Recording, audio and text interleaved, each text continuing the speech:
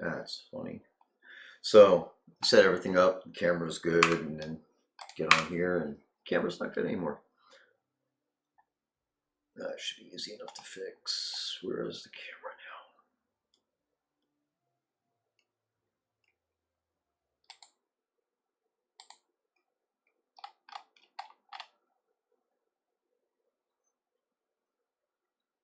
now? Oh, is that on? Let's just pop out.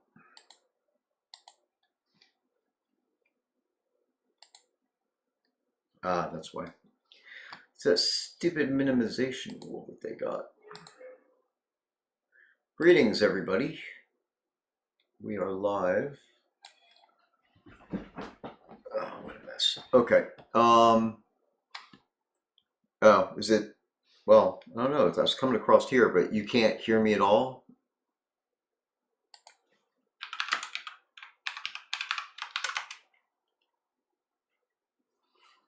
I think this is on the right.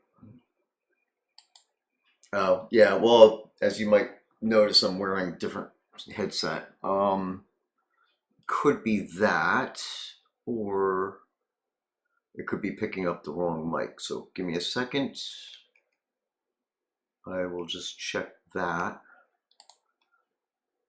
and make sure that we're on the right microphone.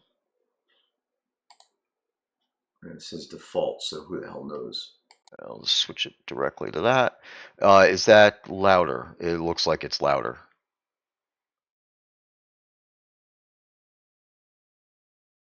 So, yeah, okay. So it was probably going through the webcam microphone. Cool. All right. Well, greetings, everybody. Been a while. Welcome. All right. So, as usual, I have not had time to do anything this month. This month has been insane. So got the weather and all sorts of other stuff. Yeah, I'm over in a different house. I was supposed to be back home by now, but um, after after the storm, there was an illness, so I had to stay over here to assist with making sure that I've had to do the family thing, and um, had to pay a visit to the urgent care and stuff like that. So I think it's almost 70 over here now. Still do have about 3 inches of ice. I was chopping up ice yesterday. I hurt my back, of course, and I went up to my house. The reason why the live stream starting a little bit later today is because I had to drive up to my house to pick up some equipment that I'm working on to improve things for Shroud. And since I'm going to stay down here for a few more days, I needed to get that so I wasn't, uh, wasting wasting time or spinning wheels or whatever the phrase is. So of course I didn't get back here until after 4, so I delayed it again just to make sure that we were going to be here when we said. Oh man, yeah, lower back hurts. All this stupid ice stuff, but um, let me see. Yeah, so illnesses, ice, and storming, and then the internet. So the internet here went down as soon as the storm started. We thought it was part of the storm stuff. Turns out that the internet cabling that comes into the house here is bad. And everybody's favorite ISP, Spectrum, was out here yesterday. I have to hand it to them. We called in the issue when we realized that it was still going on, and they were here within an hour. So I have to give them that. And they ran a new coax from the doghouse, so apparently that was bad. And then I did some extra stuff inside the house. I moved the modem around and things like that, so got better bandwidth now. So it should be okay. Then 5 minutes before we're supposed to go live now, 5 o'clock, a couple of people show up at the house and they want to bury the cable, and I'm like, I can't do that. I'm live on the air. So go away, stop. So they're running a new cable and they're going to connect it up tomorrow. It's like I mentioned this during the deployment that I got this uncle. His name is Murphy, and he's just Murphy's Law is a real thing, and I'm sure everybody's aware, but just in case, Murphy's Law states that if anything can go wrong, it will go wrong. And yeah, I seem to be cursed with that. Even with all the protections I put in place, everything this month. I mean, things went wrong, but obviously the deployment still was stable. Everything's fine because of the protections, but it's like delays and things along those lines that I don't want to have delays either. But yeah, the roads are definitely clear. My driveway up in McKinney, it was still ice all the way down to the sidewalk. So I chopped that up a bit and threw ashes from the fireplace on it and stuff like that. So that'll be okay. All right. So yeah, if you see me stretch every once in a while, it's stupid back. I also brought a heating pad back with me. Okay, so let's see. There's a few things to talk about, and we'll probably be doing a lot of Q&A. But went over to Hometown. Well, actually, you know what? I'm going to pause there and I'm going to start back and do a little bit of the preamble type stuff. So this is a Shroud of the Avatar.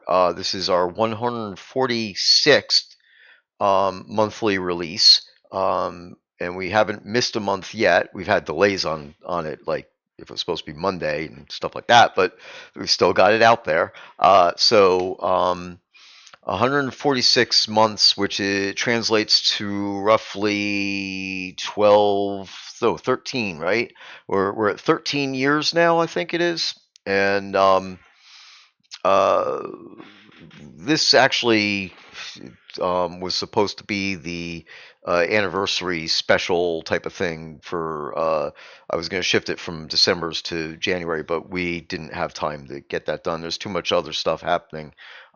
So somewhere in the next a month or two, probably in March, we'll try to do an extended live stream and make it more of the anniversary type of special with special goings on and mysterious things happening on the overworld, that type of deal. So we'll kind of tie all that in then, but we'll get back to you and trust me, it just takes some time to put that type of stuff together, and I don't want to rush through it and everything. So, as you guys know, anybody who knows me, I'd rather do the quality and ignore the people who are, uh, out there heckling us for not getting things done quickly. But as long as the content is solid, then so like that's why the doll cabinets. We'll get to that in a second. But going back, so Shroud of the Avatar, free to play game, and we have about 400 scenes to explore, 400 zones. There's quite a bit of content if you go through and play through all the quests and all the stuff. We are working on episode 2 actively, and after that, then we should have a more rapid or consistent deployment of the episodic content going through episode 3, 4, and 5. And no, I do not know if it's not going to be months. It's probably maybe one a year or one every something like that. But I'm not going to even suggest any possibility of time frames right now. I want to get 2 done. Because that one's been waiting for a long, long time, and we have all the stuff in line for 3, 4, and 5. So once we get that machine, the gears on that machine working, then we'll be able to keep going forward with that. But and I digress again. Welcome, and if you're new to the game, I'm currently in a place called Hometown, where players can go to see all the different houses in the game. And I'm going to go ahead and set the game time and set the weather so that way people could see what's going on. And I'll give you a little aerial view of the town. So, apart from the fog and everything. So all of the active houses are located in Hometown. So if you want to see what they look like, explore them, go through them. We even have some, of course, I'm going to end up going into houses that are not decorated, but am I in the right spot? I am not in the right spot. Where am I? Okay. So I gotta find where the main entrance is. Oh my god. Yeah, this should be the main entrance. Oh, okay. Yeah, I was just backwards. Alright. Yeah, so. Yeah, that's not working out. I gotta slow down my slew speed. Maybe not that slow. Alright, that's good. Alright. I could have. Oh, yeah, I know why this is. I was gonna say, I could have sworn some of this stuff was decorated, but decorations won't load when I'm slowing. So what I was gonna say is that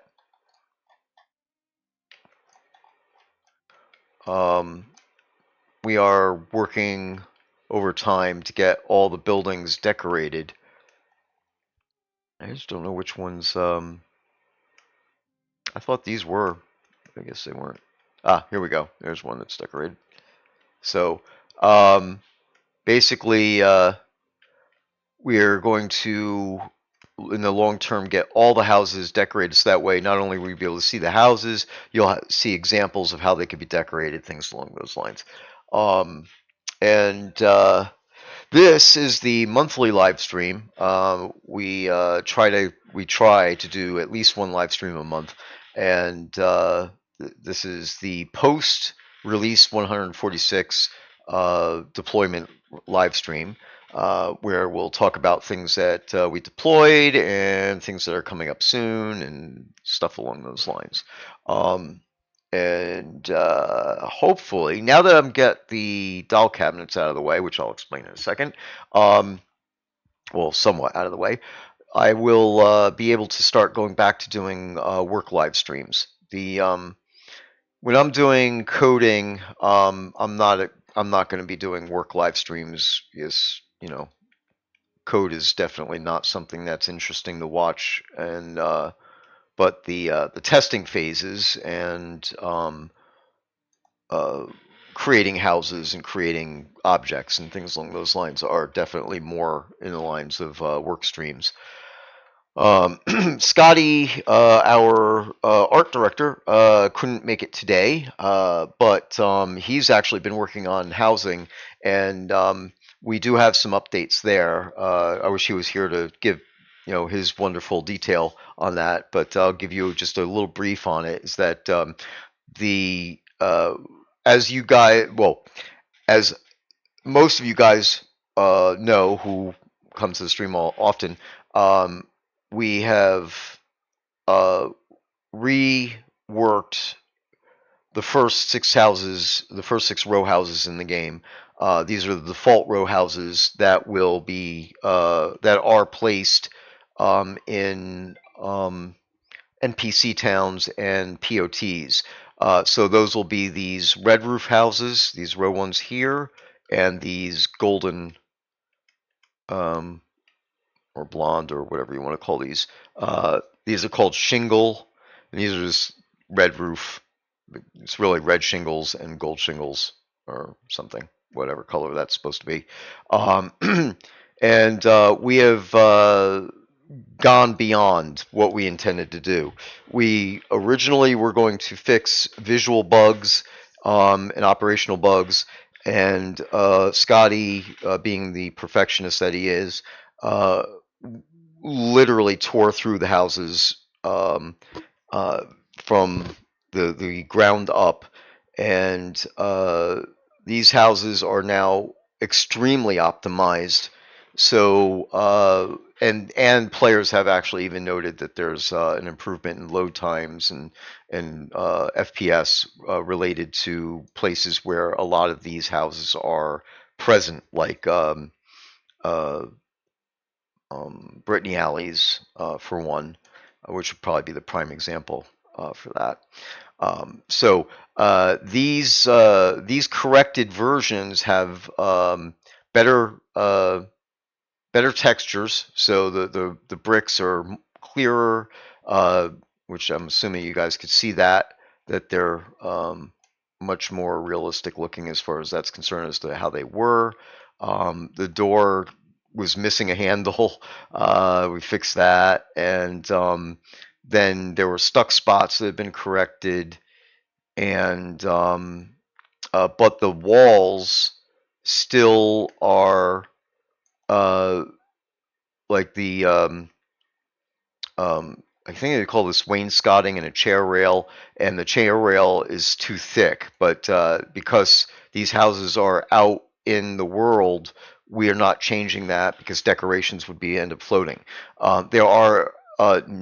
There's a new version of the interior for these houses that corrects the thickness of those, the thickness of the walls. And again, I'm slowing a little bit too fast here, but so you see how thick that wall is right there. The walls are now ending here for like this wall, and then other walls are even thinner than that. So like this is gone, things like along those lines. So there are going to be a new set of houses that'll come out with interiors that are more than fixed. They're improved, and those will be going into the store. And we also have a new house, a thatched roof house that he's just finishing up now, which will be going into the testing phase. And from there, we're going to be producing some variations on the floor plans. So there'll be something along the lines of the greenhouse row like this, where it's an open floor plan on the roof or the fourth floor. The other floors will have options to be completely open as well. And then there's different stair types, having all the stairs on one side. There's a whole bunch of different variations that we're working on right now. So once we get to that point, we'll be able to actually put together a whole bunch of different modular type of things, and then put them together pretty quickly and get them out there. So and then, of course, from there we'll move on to larger houses, and we will be going back and doing the rest of the row houses. I know that Scotty is planning to do a row house that is a storefront. It's like we have this storefront like this, these here. But I believe he's going to be doing a new version of storefront that would be more along the lines of this footprint as well.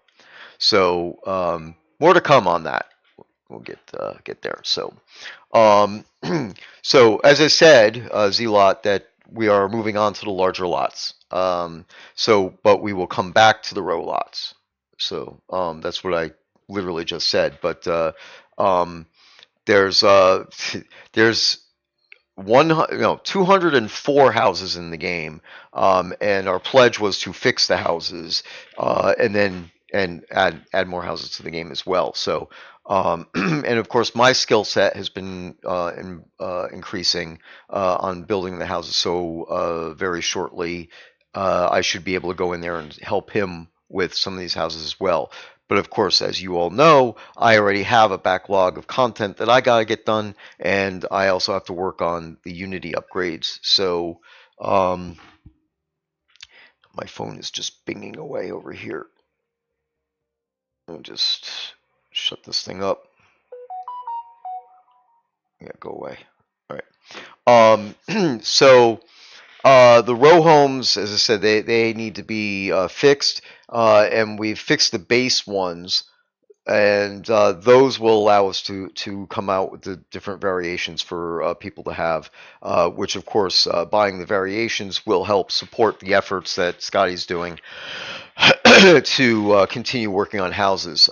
From here, we will start working on some village houses, and then move up to town and so on up to the larger houses. So, um, the will Mac get the upgrade for Unity? Yeah, because basically the Unity is the version that we're using in Unity is applied to all three variations of the client, to Windows, Linux, and Mac. So when we build, it's building off that version. So when we upgrade the version of Unity, then all of the clients will be updated as well. Which means, if I'm assuming what you're getting at, is that the M1 and M2 chips will work better. I know that the M1s have been corrected, and again, that I was saying all along that was a driver issue. So they sorted that out. It had nothing to do with anything we did, or even the version of Unity. But I do know that we need to get up to newer versions of Unity to support the new um, Mac chips. So, all right. So anyway, so again, like when we do the rows, we only did really two different variations of the row houses. Then we're going to do a couple of row houses of the village houses. This should go a lot quicker now. I mean, this has been time to get this done because Scotty had health issues that he had to go through. There was a lot of delay, and he had to, well, dig through what Bob had done and figure it all out. And we reverse engineered a bunch of stuff. There are work streams that are up on YouTube that'll show where we, I guess, like 5 hour, 6 hour work streams, things along those lines, where we were working on this stuff together. We have actually redesigned the methodology to build the houses, so they will be more efficient. And once that, well, now that that's in place, I should say, not once, but now that we got the structure in place to do that, this will go quicker. And then houses could be built with lesser skill sets as well. So more people could work on houses. Um, so the chimneys need smoke. Oh yeah, actually that would be an interesting concept. Please wish list that. I that would be, there would be some issues with making it where only getting smoke when the fire is on, but we might be able to do something along those lines. Well, we'll talk about it. So if you could wish list that one and figure out how feasible that might be. I'll talk to Scotty about the I mean, adding the smoke to it is easy, but the question is linking the chimneys to the fireplaces. There would have to be extra menu tech put in for the options. So that way they knew about each other, right? So I might be able to do that. Can't do it next month, but might be able to do that. So let me see here now. Let me see. Rural Village. Yeah, so again, it's not going to be that long to get to the larger ones, but you do realize also that when we start working on city houses and or like has been recently discussed in the forums, where players are asking for castle size houses, there's a significant amount of work that's involved in making them, especially if we're making new ones. And the thing is that if we were to work on a city house today, right? Let's take the turret. I think, yeah. So is it the it's like a bluish house, right? The Lord of the Manor turret house. Um, if we went to go use that as a basis to make a new house, we have to fix that one first, because there are issues. There's actually backlog of bugs for every house. So all the houses that we touch have to be fixed.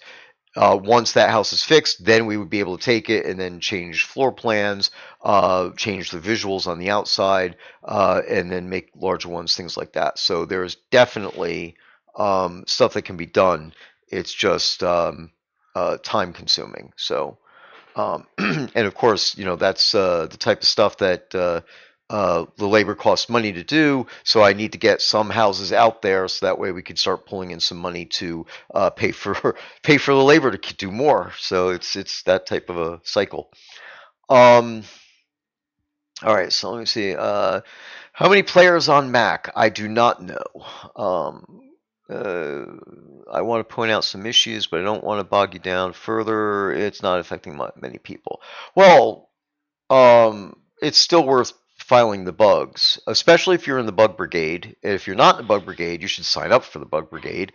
And the instructions for that are in the forums. Let me see if I could get. I don't know if. Yeah, you know what I'm going to do is I'll just hold on a second. I'm assuming you're hearing the dogs in the background. There's a yipper here. Um, okay, well this, oh, stop with the pop out. All right, there we go. And this bigger, and we'll go to the forums. I think I can do this. Yeah, okay, good. All right. So, Bug Brigade, if you haven't joined the Bug Brigade, you want to go to feedback and bug reports here. And there is an article called The Bug Brigade Rides Again. Read through this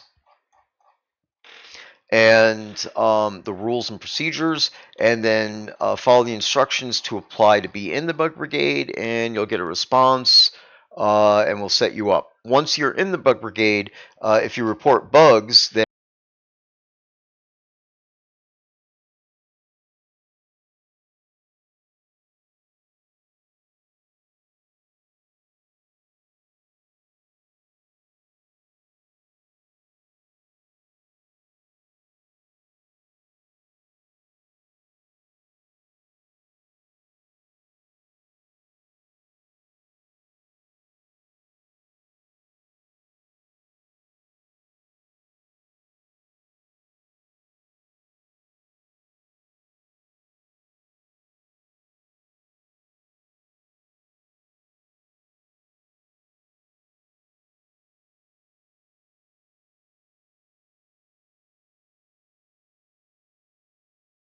huh, that's interesting.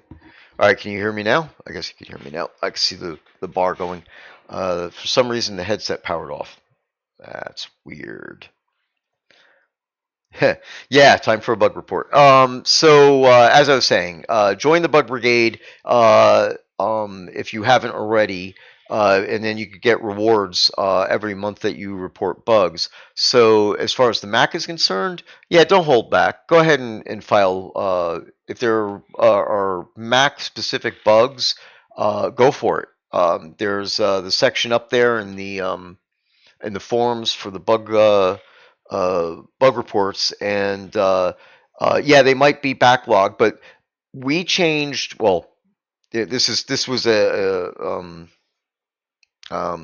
effort on my part when I first joined the team many years ago. At this stage, the first thing I tackled was the fact that the way bug reports were done back then were every month they would wipe out the bug reports. So they would take in the bug reports and they would work on bugs, but then they would clear out the bug forums, forum sections, and restart every month. So basically, the concept in the previous dev teams was that, well, if a bug is reported once, but then nobody ever says anything about it again, then we don't have to worry about it. It's a low priority.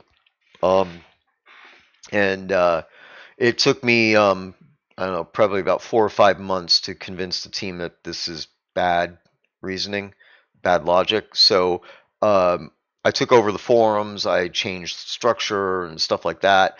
This is years and years ago. And one of the things we did was it's the transparency aspect of things. Um, any bugs that are open that are reported from that moment on stay until they're fixed. So yes, there's a bunch of bugs up there. There's a backlog, but of course the team is small and we are working through them. As we move forward, we close those bugs out, and to be honest with you, the number of new bugs that being reported on a monthly basis has gone down because the other rule that I have that actually took about a year to get the team into the habit of is not to rush through things and make sure that the quality is there before we publish stuff. So, obviously there's always going to be a snafu here or there, but it's definitely the game is way more stable than it was back then. Okay, now let me see if I could figure out why is this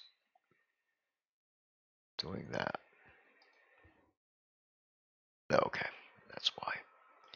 Put myself back down here again. Okay, so no, not Sue. I'm going to set the game time again, get that back, and I'm going to come over. Oh, yeah, so the whole reason why I was here is to show off some stuff.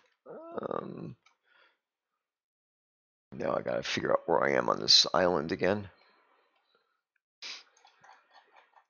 Lainey, our customer service and developer extraordinaire, maintains this section of hometown over. Well, she maintains hometown overall. Um, she takes care of all the stuff. She put all the houses back out and cleaned everything up, and she's decoing them, and she's got a ton of work to do too. But she maintains this section here every month, showing the new stuff that's in the Crown store. So um, let me get in the first person mood so you can see. These are things from last month. These are Yule cactuses. And then there's the Gorsed stones. They're out here. I think these are the snowy ones. Yeah. And then this is from this month. These are new elven mage staffs that are in the game. These are dyeable. So they'll be in the store. I believe that these are subscriber rewards, so these don't go into the store until the 6th of February. Then they'll be there. And these two, I believe, were last month. Set of casket, like jewelry boxes, and got a bed that's been added. And this is Lainey. Lainey did this. And this is also, I believe this is dyeable, I think. I'm not sure. I'm pretty sure this is going to be dyeable. Let me see if it doesn't say. It doesn't say. I have no idea. So, whatever the store says. And there's a wicker basket. I believe this is also a Laney thing that she recently made. And then we have some Valentine's Day cards. And mugs of hot cocoa. These are really cool. This was, I think that pretty much everybody had a hand in this. Allium put these together along with Scotty and Laney. We all actually had a little bit of a touch on this. So those hot steaming cups of cocoa. And then we have Valentine's Day gifts, gift boxes, expanding our series of gift boxes. And there's a whole bunch of new fireworks that are going into the game now too. Some of these, I believe, are going to be login rewards coming up, and maybe even a sub or two. I'm not sure exactly what we got. I've been really busy with what I've been working on. So, but these replenishing boxes are going in, and these are also from previous month. Snowy statues. So every month, this lot here is updated, and just like we do in the recent items in the crown shop, if I go recently added, you'll see items that were recently added last month and this month. So you get last release and this release, and that's a rolling thing. So we always have the current and the previous release in there. So this lot, if you want to actually see them in person, this is where you want to go. When you go to hometown, there'll be a street sign right at the main entrance, which we'll go to the main docks here. So at the main docks, you'll have the bulletin board, tells you some stuff, and you can go to the local destinations, brings you to the new crown shop items, and that's that section over there. Okay, so yes, the mug does not have any lead in it. No PCBs, no lead, no GMO, all natural. Okay, let me see. Hit mute. Okay, good, nice. All right. All right. Cocoa, tasty coffee is next. Tea. Yeah, I guess we could do that too. Yeah, no BPH either. Nope, none of that. Okay, so let me head over to Casolitos, which I'm sure some folks are hanging out over there. Okay, so as I say, if you're new to the game, that's where you go to check out houses. To get a house, all you really have to do is finish all the quests in the first outskirts scene. So basically, you first log into a zone that's pretty much just got a few basic things and some basic instructions. Once you go through that, you're brought into this beginner zone called an outskirts, and so Solus Bridge outskirts. And there's a whole list of quests in there. Once you complete all those, you will be given a Rolot house deed. A Rolot deed, which comes with the house, of course. And is that binging? Weird. So you'll be able to get a place to live pretty quickly in the game. And then if you finish the quest line for episode 1, you'll get a village lot deed, so you can upgrade to a larger lot. All right, this is still not feeling like it's bright enough. Go. All right. Get out of first person. Horfs. Horf. That's a Horf. Okay. So pretty much everybody's out gaming right now, I guess. Oh, and oh, you know what's going on? I think that my headset's dying. I might have to switch over to the camera. But so here we go. We have a nice area over here. I was saying that yesterday when I was doing the deployment about sitting around the fire, have a campfire talk. That's not going to be today. Today's just our regular like update stream, but in somewhere in the next 6 months, we're going to have a special stream where we'll sit down and talk about in more detail than I have been about what is happening in the game, where we're going with the game, what what we're trying to accomplish, that type of thing. I can't talk about the details of that yet because I need to get some ducks in a row and some things accomplished. But once these are done, then I'll be able to give you guys a better idea of what's going to happen and where we're going and what we plan on doing.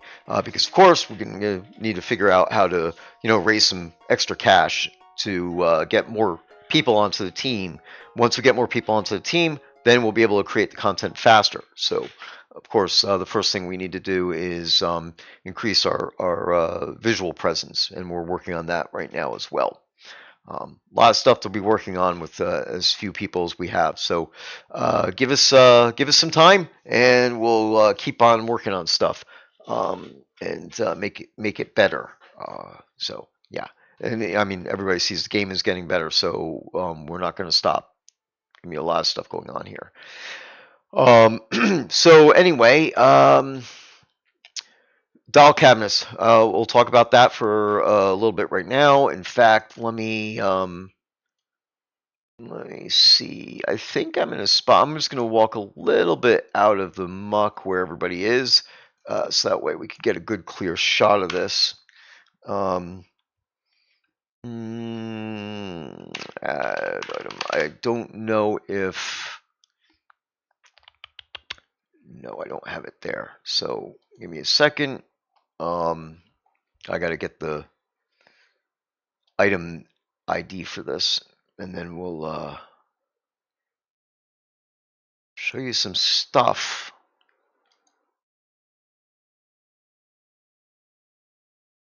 All right.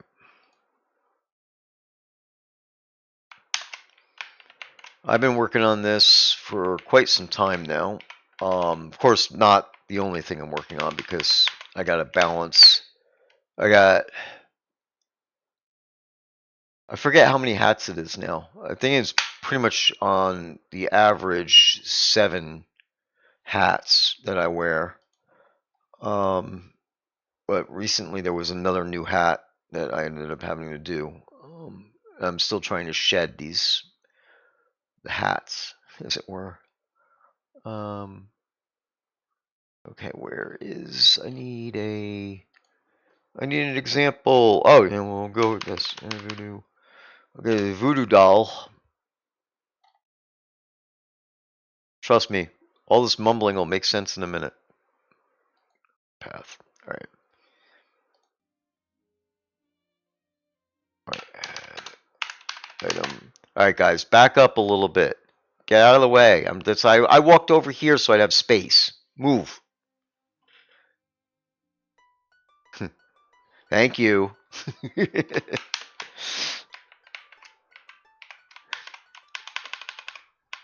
Sometimes I feel like I'm that reporter for News 9 or something out there on the road, and everybody's like trying to wave behind me and crap. All right, so let's see here. All right, so here is, and I'll go in the first person view for this. This is one of the doll cabinets. This is the macabre doll cabinet. And this one is actually being given as a bonus item to the folks who purchased the ultra rare dolls that we did, which of course all of this stuff was supposed to happen really back in October, and even that was late, and then turned out that the tech that I needed to do for the doll cabinets didn't. Well, it's not that it didn't work. It required way more work and building than I thought it was going to need to. So, but here we are. So basically, what you're looking at is it's a sealed cabinet. The front is here, and you can see that there's a door handle on it, but the door does not open on this cabinet. And you can tell the back is over here because it's got that little thingy on the back like furniture does. Now, when this cabinet is delivered, it's going to be in the store. This is a Crown Store item. And when this is delivered, it will come with 3 wall panels. So the cabinet by itself is obviously glass all the way around, as you can see. But you can actually put a wall panel in on the back and then on the 2 sides. So that way, if you want it to be, depending on where you're putting it and if you have a whole bunch of cabinets lined up, you might want to have walls between them, so that way it's not distracting. Like if you're looking in, that you're really looking through to another cabinet, that type of thing. And also, you might want to have cabinets back to back. If you're doing truly like a museum type of scenario or whatever, as we move forward with these things and add more and more dolls to them. So basically, at this stage right now, I could take the voodoo doll, scroll down here and find the thing, wherever I put it. I have no idea. There it is, haunted voodoo doll. Right. And I guess I'll veer off. That's the lot ends there. So I'll veer off again, as I usually do, and give you a little bit more information about how these work. This is an ultra rare. This doll, this haunted voodoo doll, and there's another one which I don't know if I have in my inventory. Go over here. That's a doll. Yeah, that's interesting. I think this is that one has the wrong icon on it, but I don't know why that is actually, but that might be no. That's weird. It's got a placeholder icon on it. So I have to check that, make sure it's done. These two dolls were the ultra rare dolls that were at the end of October. I'm sorry. Yes, there is a phrase that pays. Sorry about that. The phrase. We'll just clip over to this real quick. Keep your mug full. What time is it? Yep. Yeah, you're right. We are coming up on that. So, if you haven't said the phrase in game, hey, who said the dolls can't attack players?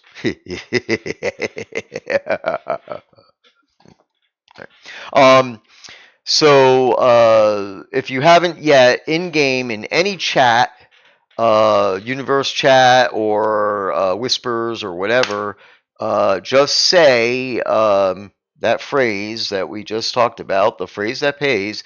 Keep your mug full. So say that in there, and universe, for instance, there you go. Keep your mug full. Yep. Everybody say that. In about 5 minutes, I will edit the script, get that in there, and we will run a prize drawing at the top of the hour. About you guys know how it works. So these two dolls are the ultra rares. They will not be offered in the store. They will not be given out as prizes. The people who got them as a special bonus when they purchased either the 10,000K pack of Kodos or the 6,000K pack of Kodos. I believe that the Jackalope was the 10K and the Voodoo Doll was the 6K. And to be honest, the we don't really judge the like, oh, this is only a 6K worth doll type of thing. The ultra rares, when we make them, we try to do some stuff that to be a little bit bigger or better maybe for the 10K versus the 6K, but sometimes they come out almost even, and so this is a jackalope, and he's animated, and there's some sounds involved, which of course I don't hear the sounds for some reason right now. You see the intro screen. Oh yeah, sorry about that. There you go. All right, so I'll do that again. This is the jackalope, and I wonder if that's why am I not hearing the music and sounds? I probably have this stuff turned off on my side. There we go. I'll turn it all the way up. If it's too loud, let me know.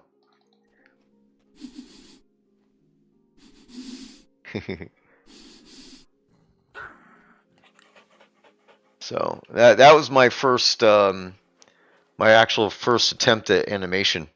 So worked out pretty good. I got the timing right, And then we got our voodoo doll. That was my second attempt at animation. So, yeah, and of course, down the road here, I'm going to be doing more and more work on animation stuff, so I could fix animations that are in the game, add new dances, and animate things, and do all sorts of stuff like that. So, another hat. Why not, right? Um, Okay, so anyway, the doll cabinet, the way the doll cabinet works is that you click on this area down at the bottom, the actual like storage cabinet area of it, and you will get a UI. Not too unfamiliar. It obviously structurally looks the same as or close to the same as the fish tank script or fish tank interface, and right now, some of this is placeholder. So, in fact, let me put it up in the sky so that way we can see it better. Um, I'm changing the lines that there'll be a nice gold filigree type of thing, and the title bar is going to be changed as well. We are side note, we are talking about updating the UI a little bit. And this isn't part of that, but I want the doll cabinet menu to be somewhat unique for the doll cabinet, especially the macabre one. But to go into it here, the functionality, you can drag the doll into, well, there you go. That one's screwed up, but there you go. That's interesting. I think this is a different version of. This is got to be a different copy of the jackalope because jackalope works at this point. So then that would explain the icon too. So as you can see, I dragged the voodoo doll in, and it appears in the cabinet. And no, you cannot activate. I'm just so you know, I'm clicking. You cannot activate the animation while it's in the cabinet because if you did, the animation would break through the cabinet and it's not viable. So, let's see here then. The other thing is that you could toggle a light on and off. So there you go. So the doll can be lit up. This couple of cool things here. You don't need to provide a light. The light's already built into the cabinet. The only thing you need to do is check it off. If you want it to be on, it'll stay on, and everybody should be able to see the light staying on. Reloading scenes, all that neat stuff. The only thing that'll turn the light off is if you take the cabinet, put it back in your inventory. The doll will be ejected, and the light will be extinguished. Basically the interface is reset. And and then that way, your inventory it solves a few problems. There's some bugs that go on with the older mannequin tech and the fish tank tech. This eliminates that stuff. And also then it would eliminate and or reduce the number of players who call us up and say, I can't find my dolls. So anyway, with all that said, then there are also going to be the walls will be able to be put in these slots here, and I'm working on that actually. Well, not as we speak because I'm here, but that I'm actually actively working on that right now. So the wall panels will be able to be placed in here as well, and they're specifically left, rear, and right walls. So that way you could, as I said earlier, you'd be able to put in the side walls if you want, or just the rear, all three, or any mixing matching of all those there. So also this UI will be stretchable. Right now I could stretch it, but it's not, as you can see, fully operational. What I want it to do is basically it will scale all this stuff up so the icons are bigger. So that way you can for our players who have dexterity issues. Um, I'm thinking of a couple of players specifically, but um, it occurred to me that the fish tank UI is too small for that. It's like you know got to be able to see what you're doing and drop things in a very small spot. So keep on grabbing that one, and as you can see, the square will light up saying, "Okay, I know you have something that could go here," and so it tells you where to aim for and drop it in. But you can't just drop it into the UI. Well, okay, look at that. You can. Never mind. So you could drop it anywhere on the UI and it'll go into the right spot. But I figure that if I can make this scale up a little bit, I can make the icons a little bit bigger, so it's easier to see what's actually in the slot for those who have some accessibility needs. So, and again, that's being worked on. These are minor things at this stage. It was the main functionality that I needed to work on before I could deliver these things. So, um, uh, on our next meeting, I guess our internal meeting, probably Monday, I'll discuss with Laney and start the process going because even by Monday, more of this functionality should be finished and working. So that's my hope there. So now I'm going to change the time to 2 a.m. just to make it darker. Of course, there's a lot of light going on here, but this way you can see with the light on and the light off, the differences there. So there you have it. That's the basic thing. As I said, these are placeholder graphics. Well, like this little doll icon that's in there now is real. The wall ones are real. Set those up. Um, and but the format of the UI is still placeholder. So I got more to do there. And I think I should respawn this jackalope just so you guys can see that it actually does work. That one there has got to be a temporary one that I was working on. Jackalope.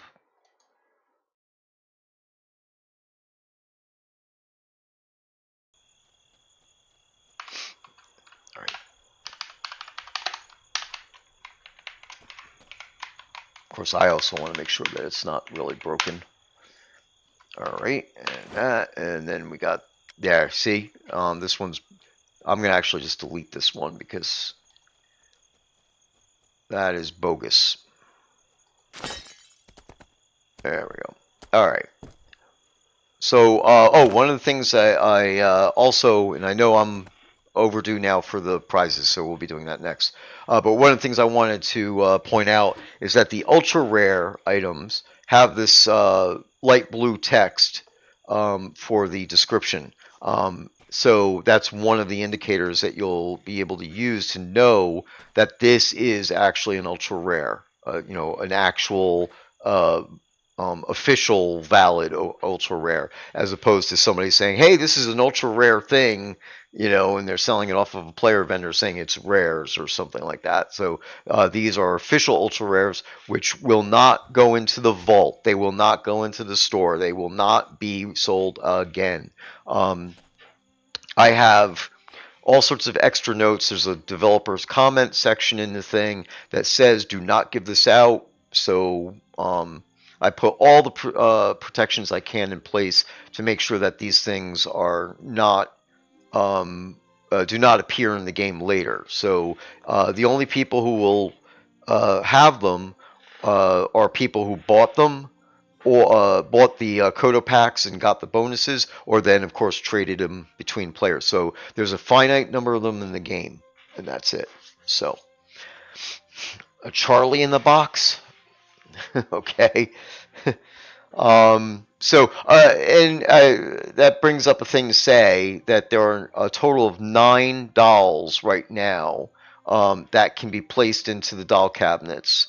There are 2 doll cabinets. There's the macabre one, and then there's a fancy one. I guess what I should probably do is, and I know I got to do the prize drawing. Fancy doll. Okay, get this one.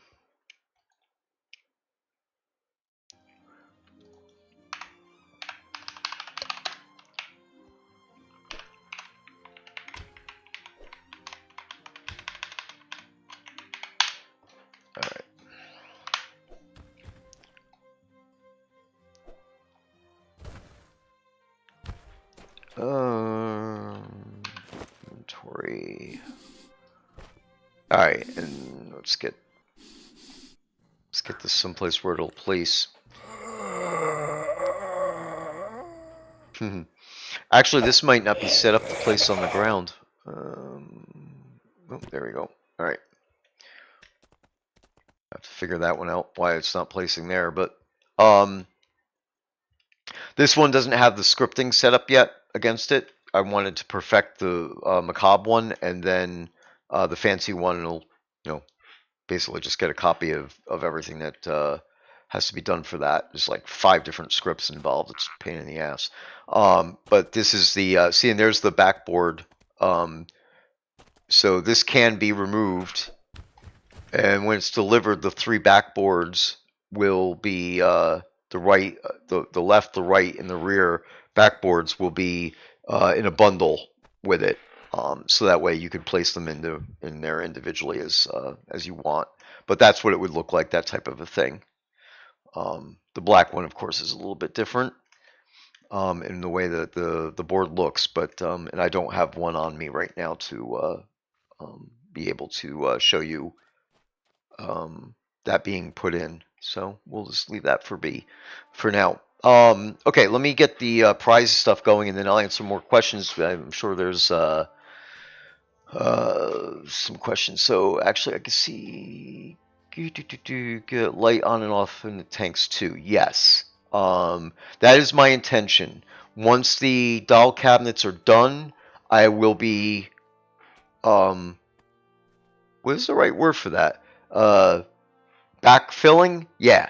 I'll be backfilling the fish tanks with an updated UI script.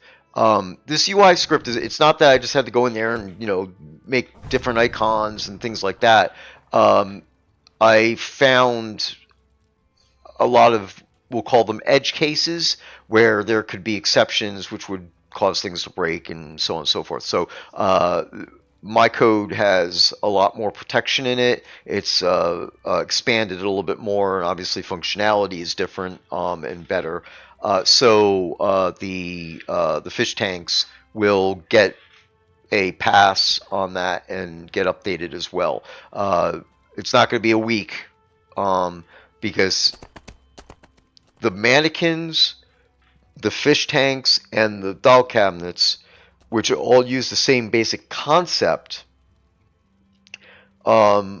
each are their own version of tech. So this is the thing is I've seen during the period of time while you guys were very patiently waiting for me to finish this. Said, well, it's just a fish tank tech. What's the problem? And no, it's not. That's the thing. So the slots work differently, and the the doll cabinet slots work differently than the fish tank slots, which work differently than the mannequin slots.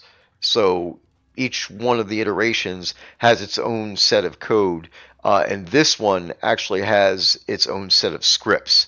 So as I said, I'm going to backfill, and then I should be able to get this going. My goal with the doll cabinet was to make sure that the scripts were more modular, so that way we could use this technology going forward with other things as well. So yeah.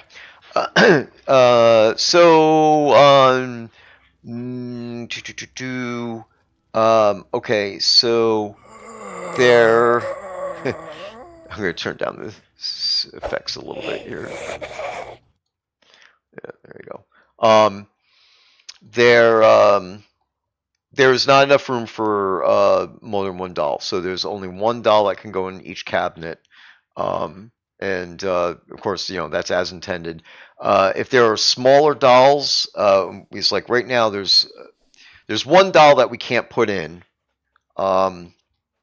Well, and while I'm mumbling on about all this, I am going to update the prize thing and get that going.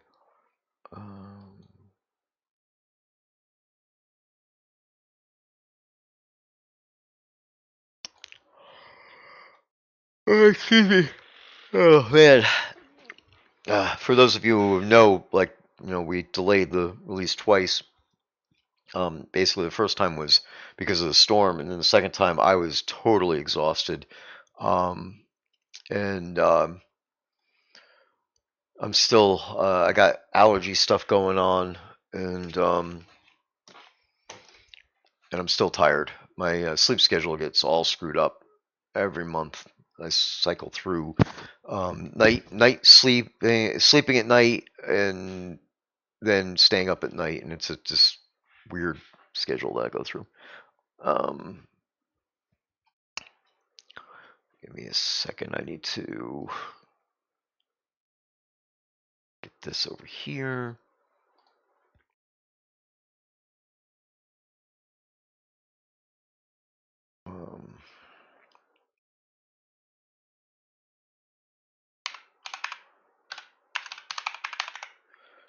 Get the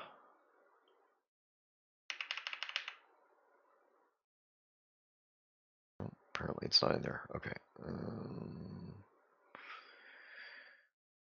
Delay. Stretch. Um. Mm, mm, mm, mm.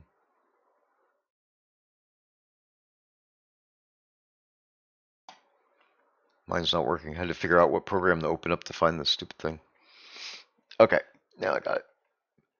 So I'm also not working on the same computer I normally work on. My main machine is dead, and I have to build another machine. Everything has been going wrong. It's just unbelievable. Okay, so this, and let's find it this way.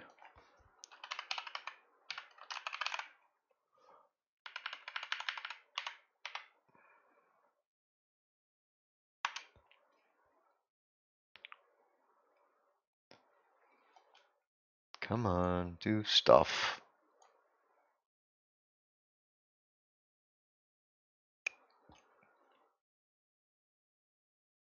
Get over here now.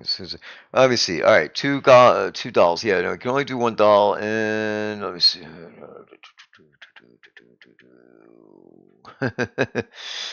Strider's cult members. No, I can't do anything about that. Let me see. Yeah, Jack in the Box. And we do have a Jack in the Box in the game, by the way. And I do have an alternate version of the Jack in the Box, which I was considering putting into the game, which will probably happen later in the year. Let's see.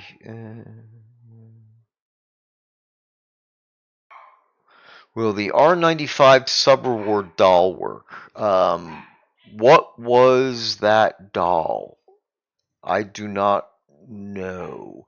And I apologize. So I was starting to go into that. There are actually 10 dolls in the game, 9 of which will work. And I want to say in the game, meaning that players have access to as player deco or accessible. So I'm going to try to list them off. We'll see. There's the Halloween Witch. And I'll get these out of the way. The Voodoo Doll and the Jackalope, and then there's the laughing, haunted laughing doll. There's the uh, what is it? it's like a mannequin. The ventriloquist doll. There's a baby boy doll. Um, there's a yeah. See, I'm not going to be able to remember them all, but there's all those dolls, and there's the Jack in the Box, and so all the haunted dolls will work in the cabinet, and the only one that the players have access to right now that will not work in the cabinet is the creepy dolly. That's an artifact. There's a couple of things that are different about that. That one a player can carry around with them, because of course you have to carry it around if you want the artifact um, effects off that. And because you can carry it around, because of the way the doll cabinet and the fish tanks and the mannequins are, the core tech underneath all that is using equipable stuff. There's only one thing you can equip to, so if I made it equipped to the doll cabinet, it won't work in your hand anymore. So I have to add extra code, so that way that can be corrected, and then it would work in both. And I will be doing that. So the creepy dolly will work, and all dolls in the game that we ever put into the game will be set up, and will be able to work in the doll cabinets. Um, the uh, there's some other stuff that I might do as well as the dolls, is like some tabletop statues or something along those lines. But I want to get the dolls all set up first, and then I can figure out what else that I might define as being placeable in these cabinets. And you'll see why. But one of the things I'm aiming to do in the long run is eliminate the equipment tech from the fish tanks and the doll cabinets. The mannequins, it makes sense because the mannequins are, you know, player models, and the point is that you're putting armor on them and clothing, which are equipable. So that made sense when the fish tank tech was created. It was the easiest path to just keep using that same methodology, but we're using it with things that aren't really equipable. So they don't have slots, and so we had to create new stuff for all that. So basically, what we're looking at is uh, there's no real need to do them as equipables, but new tech, new code has to be written, so that way they don't have to have that designation. Because there's just a lot of extra stuff going on behind the scenes, um, that just doesn't need to be there, and so I'm going to optimize that stuff down the road, but that's not something I'm going to be working on now. That's probably going to be later on. Because bottom line is players aren't going to see it; they won't know. But it will make that functionality more global, more accessible for world builders to use and other things, and stuff like that. So, all right. So let's see here. Oh, the Misfit toys. Oh, okay, well that's an interesting concept, because the Jack in the Box that I have is not mentally balanced, so that might be a thing. Um, that could be an Easter egg. Let's see now. I'm trying to find what I was doing. There it is. All right, I just need to that.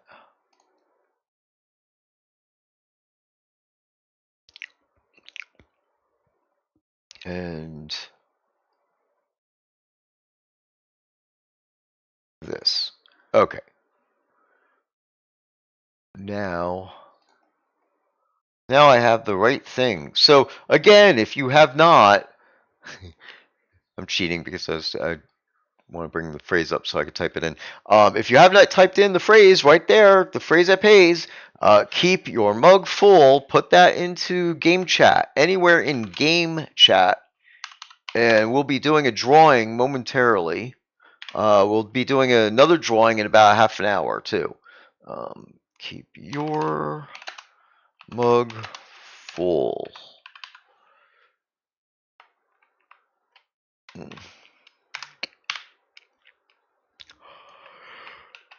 Oh yeah, I tell you. Okay, save that.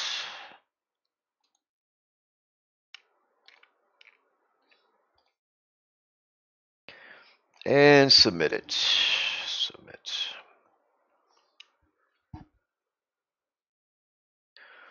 Um,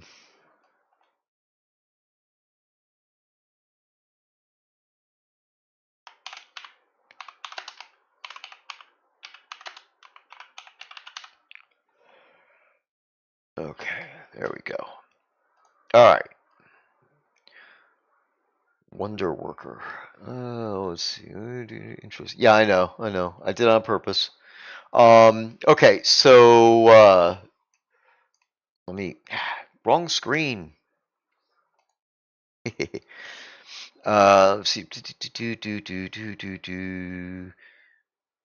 Puppet Master Toys. Oh, that. Yeah, yeah. Well, I have to. I have to worry about copyrights. So some things I might be able to do. Some things I might not be able to do. So. Um, Yeah, some people are more litigious than others, but certain things I could do homages for. Yeah, Puppet Master ones were actually good. I like those. I'm not familiar with Wonder Worker. What's that? Is that another doll type of thing? Conehead. That'd be funny. Okay, let me get the prize drawing going. Get this up in here, and we do some prizes. We have 2 drawings for the first hour. Prize drawing. Prizing.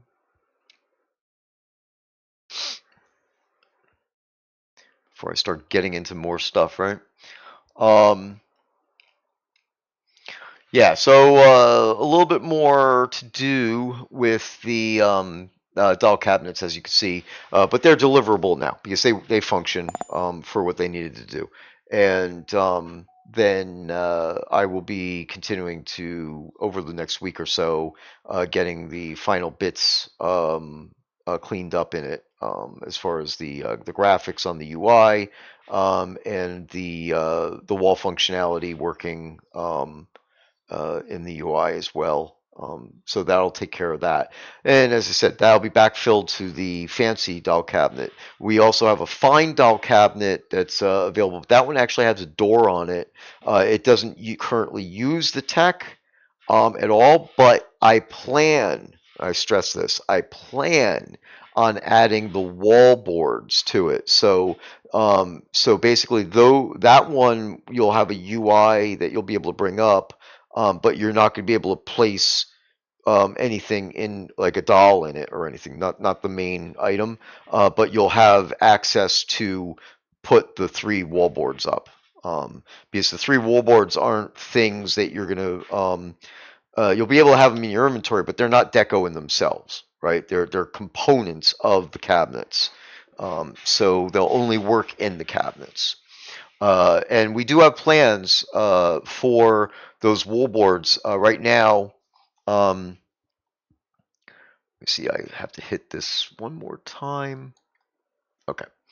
And right now, I'm going to go. That's the wrong screen. There we go. Okay. Right now, if we look at the frogs. If we go back and we look at this one here, that wool board there, as I said, it's the same type of thing where it'll pop in based on the UI placing it there, and uh,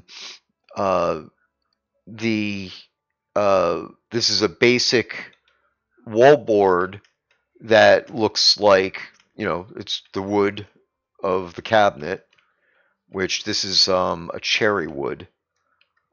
I think we actually have a description error. The fine cabinet says cherry on it right now, but it's supposed to be oak, so I gotta change that one. And then this one is the cherry one. Then you have the macabre or gothic. It's the macabre cabinet. And the reason why it's going to be considered macabre is you'll see. And the um, the basic set of walls here are going to be black wood walls, black lacquered, I guess is really what it is, and so it'll look like just like that, but on the walls. But we have plans.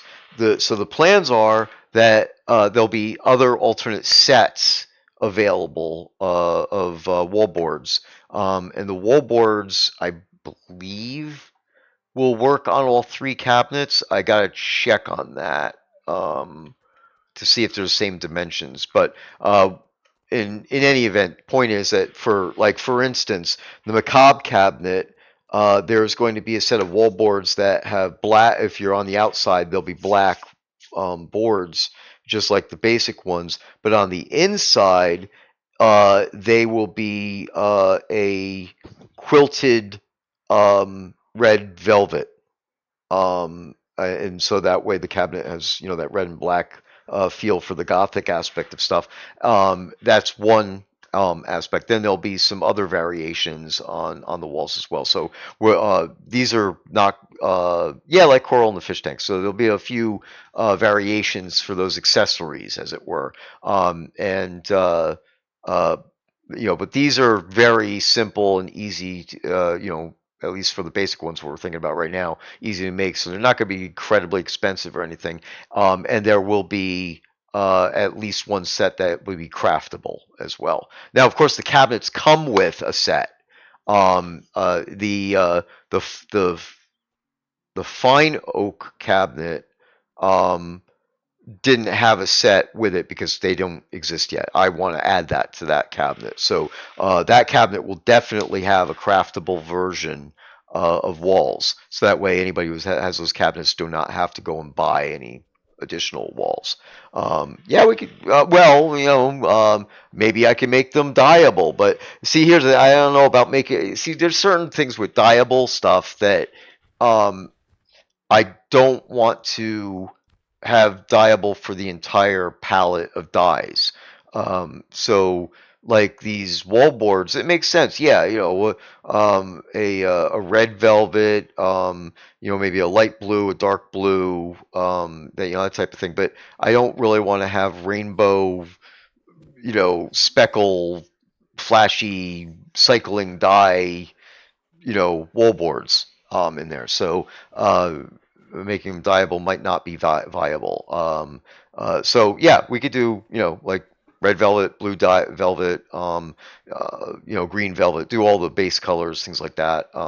If we can't make them dyeable in a limited way, which is something that we want to do because there's other systems coming.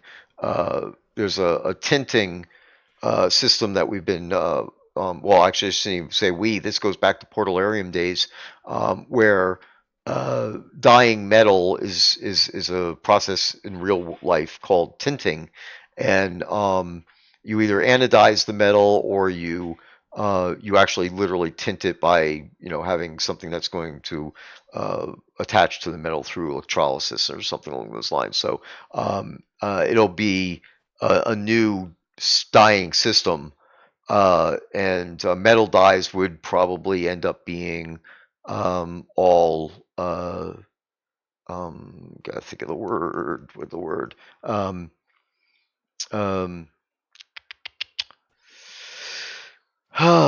it's a subset of colors, and I can't think of the word right now, but so there'll be a specific set of dyes for tinting because metal, you can't tint like a metal rod blue and expect it to be completely blue unless you're actually doing the whole the other thing that I mentioned before, but that's another story.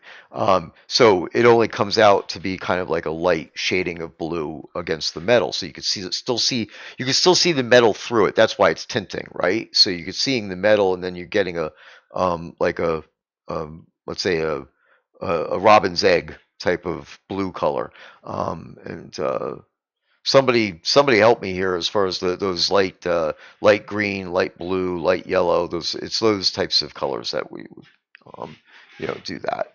So well, yeah, I mean you could do that, but then you're also affecting the chemical through chemical means. You're affecting the structure of the metal by doing that with the heat. So, assuming that your metallurgist has actually made your weapon the way they made their weapon, you wouldn't be able to go in there and do the blue after because it's already been fired correctly. Yeah, Ba is right. Sorry, but anyway, in our lore and canon, then we're just gonna do a tinting system for the metal, so that way, and it's like other games like Elder Scrolls Online, my go-to example. They have metal tinting, and so there's gonna be the ability to do all the different things that should be able to be dyeable should have their own aspects of that. So anything that's not dyeable right now, like metal, would be a tinting system as far as that's concerned.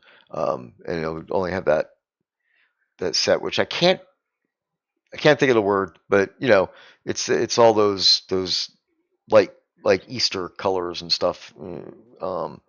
Yeah, right. I wonder if I could do a dye tub without getting in trouble.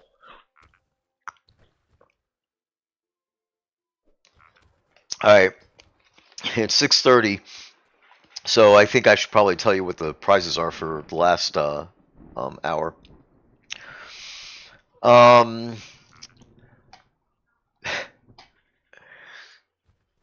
okay, so let's see here. Okay, let me read off the prizes. Uh, get this going, and then another half an hour. Then I could be half an hour late putting out the next set of next prize. Um, Oh, and actually, I keep forgetting. New procedure here, right? I did not preset the prizes, so let's go into the crown shop and select some prizes. So, and I see one right there. We could do brass clockwork raven. That would be nice. Um, so let's see here. Prizes one. Sorry. Um,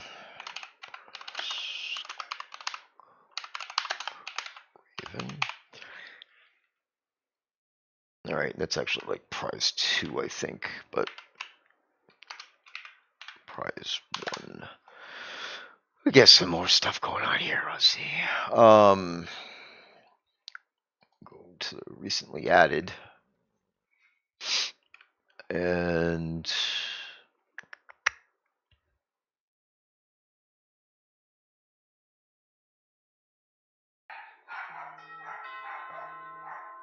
somebody's at the door now.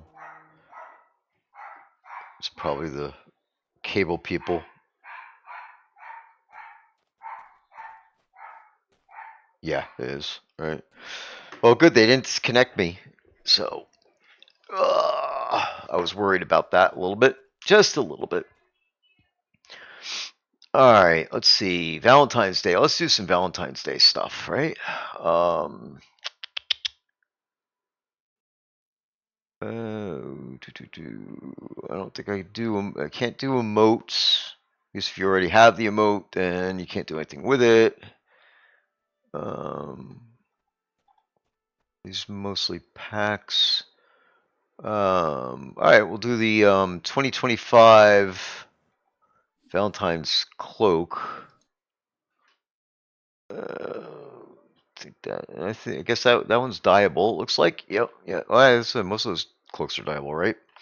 2025 Valentine's cloak. And we'll do a heart top hat.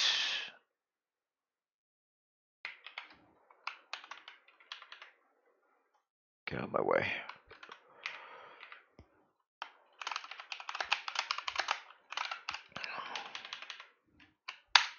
I like themes. Themes are easy.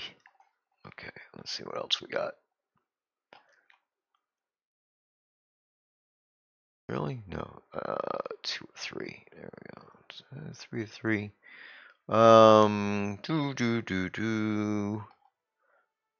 Oh, what's it? I see a hot tub. That might be a thing. What do you guys think? Hot tub? Can't do the emotes. Yes. Yes on the hot tub. Alright. Hot tub. Alright, and then my 5th one is usually a house, so let's go look for houses. Let's go house shopping.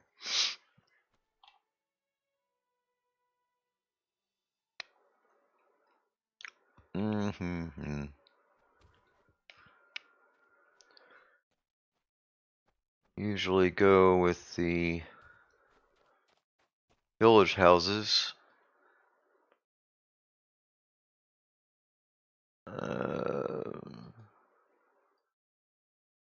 Don't want to go with that. We'll do a rustic 3-story. This red shingled one. Rustic 3-story village home. Okay, now we know what the prizes are.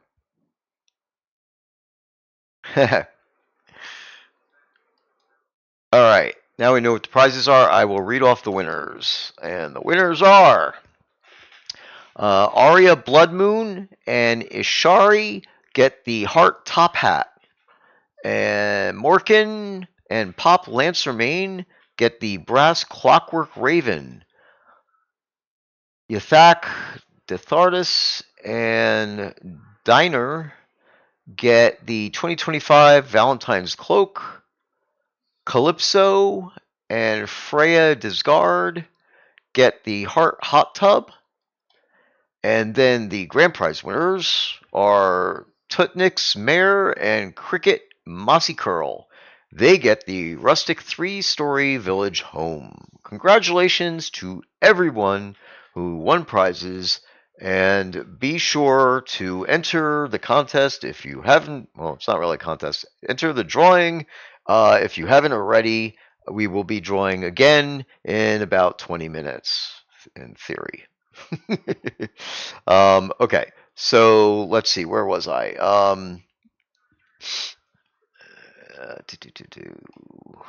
Siege weaponry, that's cute.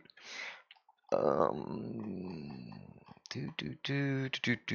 just scrolling back to make sure I didn't miss anything. All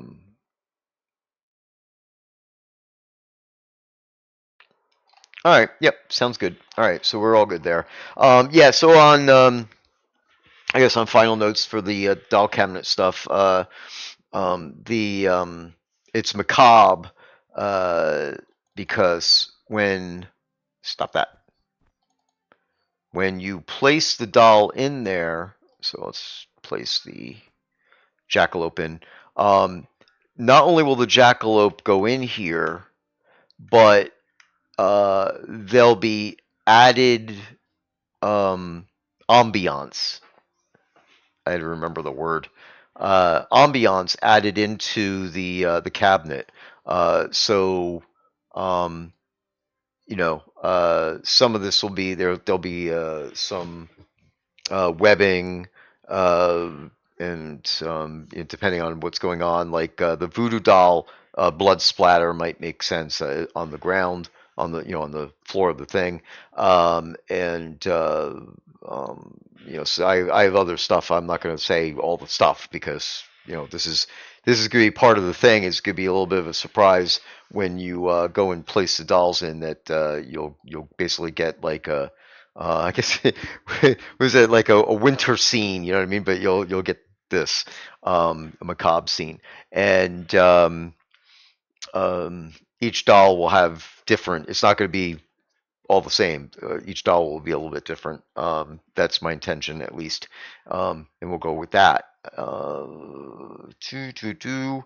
Um, we're going to be adding more dolls into the game as well. So all the new dolls that go into the game will function in the doll cabinets. Um, and as I hinted at earlier, or said earlier, that I'm considering adding um, other items of a similar size, like tabletop statues, would be an ideal thing that could, be placeable in these cabinets to make them a little bit more usable than just dolls. Because again, we have 10 dolls in the game that will be viable. There's very soon there will be 11, and then there's a 12th one that's coming in a month or two. And then, of course, in October, you're going to have another slew of horror-based type of dolls and things along those lines coming in.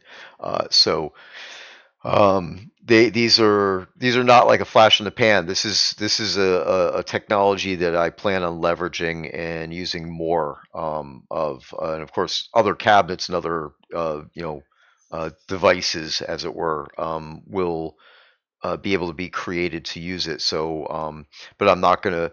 I Once I set what I'm gonna do and get the dolls in this, and then I said I'm gonna probably put the tabletop statues into them. Um, then I'm not gonna go back and look for other things, that I could stick into these doll cabinets. If there are other things that could uh, um, benefit from display like this, using this type of technology, then there'll be different types of display cabinets made for them for that to happen. Um, yeah, and that's that. So, all right. So, let's see here. Any chance you could make the panels in the cabinets instead of dyeable? Could use in-game paintings and apply that instead? Um, so use the paintings as the walls. Um, Not a lot of our paintings would be the right shape for that. That if that's if I'm understanding what you're saying. Yeah. So I don't know. I mean, I suppose if there were some paintings that would be the right ones, and I kind of get what you're thinking. Um, Maybe I wouldn't use any of the existing paintings, but like if we wanted to have like, well, let's say the jackalope and do it like the Museum of Natural History, where he's in a display that has the those. I don't know if if anybody's been to New York City. I grew up out there, and went to the Museum of Natural History there year after year, and the things where they'd have like um, uh, Neanderthal man and you know leopards and whatever. The backgrounds are always like the paint's chipping and stuff like that. They don't exactly look very real. But I actually do have memories of like prairie dogs and things along those lines where they had the fake like little streams of water and things like that. So, but yeah, I think I get the point. And if that's what you're intending, then yeah, yeah, Blue Velvet. Yep, yep. And that makes sense for the macabre thing. But I get the idea. So it would be a full set of like scenery, where like it's forest or plains or whatever type of thing. So I could see that type of thing going on. There will definitely be a bunch of possibilities for the wall things, and I just need to figure out what how we will deliver them and things like that, because I don't like if I'm going to put them in the Crown store, like let's say the fancier ones, I could really see there being three different levels of the things. Obviously you'll have a set of craftable ones, and then I could imagine having at least one set of purchase for gold in the game, or something along those lines, and then crown store ones, of course. But I don't want to, like, I'm not going to sit there and charge like um, hundreds and hundreds of crowns for a set of three wallboards. So I got to figure out how we're going to do that. We might actually do it kind of like the paintings, where there's packs of them. So um, oh, really? That's funny. First time I saw Blue Velvet, but for those who don't know, Blue Velvet was a very, very strange movie. Um, and I saw that, geez, was that, I guess in the 90s? Or no, was it in the 90s? No, 89. That movie's old, isn't it? Um, I didn't see it in the theaters, but I saw it when I guess it was on like VHS or something when I saw it, and but that was a very strange movie. Okay. Oh, 1986, that old. Wow. Yeah. Well, that explains why I was on. So I'm pretty sure it was like 1988 or 1989 when I saw it. So, Storm of the Century. I'm not familiar with that by name. That's Oh, let's see here. Where? Yeah, well, that's true. Yeah, very, very, very, very true. Yeah. Um. Yeah. The only thing I could say is that you need to go watch that movie if you really want to know what we're talking about and you have no clue about it. That's all I have to say. Um. All right. Let me close all this out here so get this going. Why is my chat opening up? I don't want my chat. There we go. All right. So get this.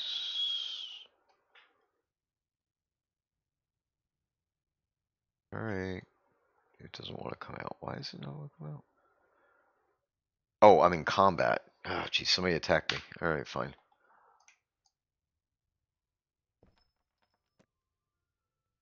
That wasn't nice.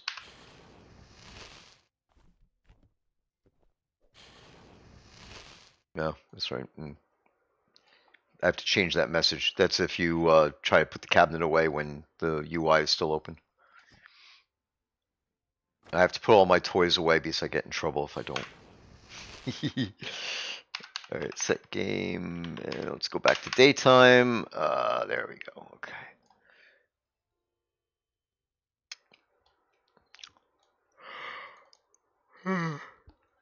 Good. Um, and believe it or not, the yawning is not because I'm tired. It's actually my allergies that are causing me to do that. Okay, so yes, that's absolutely true. If you watch Blue Velvet, you will not be the same after. It's definitely that is definitely a movie that not for the faint of heart. Not gory, but wow. Okay, so I psychological thriller maybe, I guess.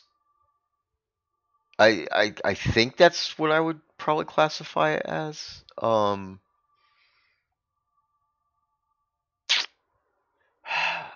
Who was in that? Was that Nick Cage? Um, hmm.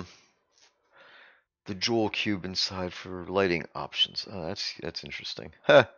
Yeah. Well, no. Let me. I started to mention it, but I don't know if I actually explained in whole. Right? Because I baked the lighting in, and it's literally just checkbox on and off. And it really is a couple of spotlights, and I still have to adjust them a little bit, but it's a spotlight aiming down and a spotlight aiming up, so that way you get a good lit, front of the doll. Uh, they're uh, they're not going to affect performance.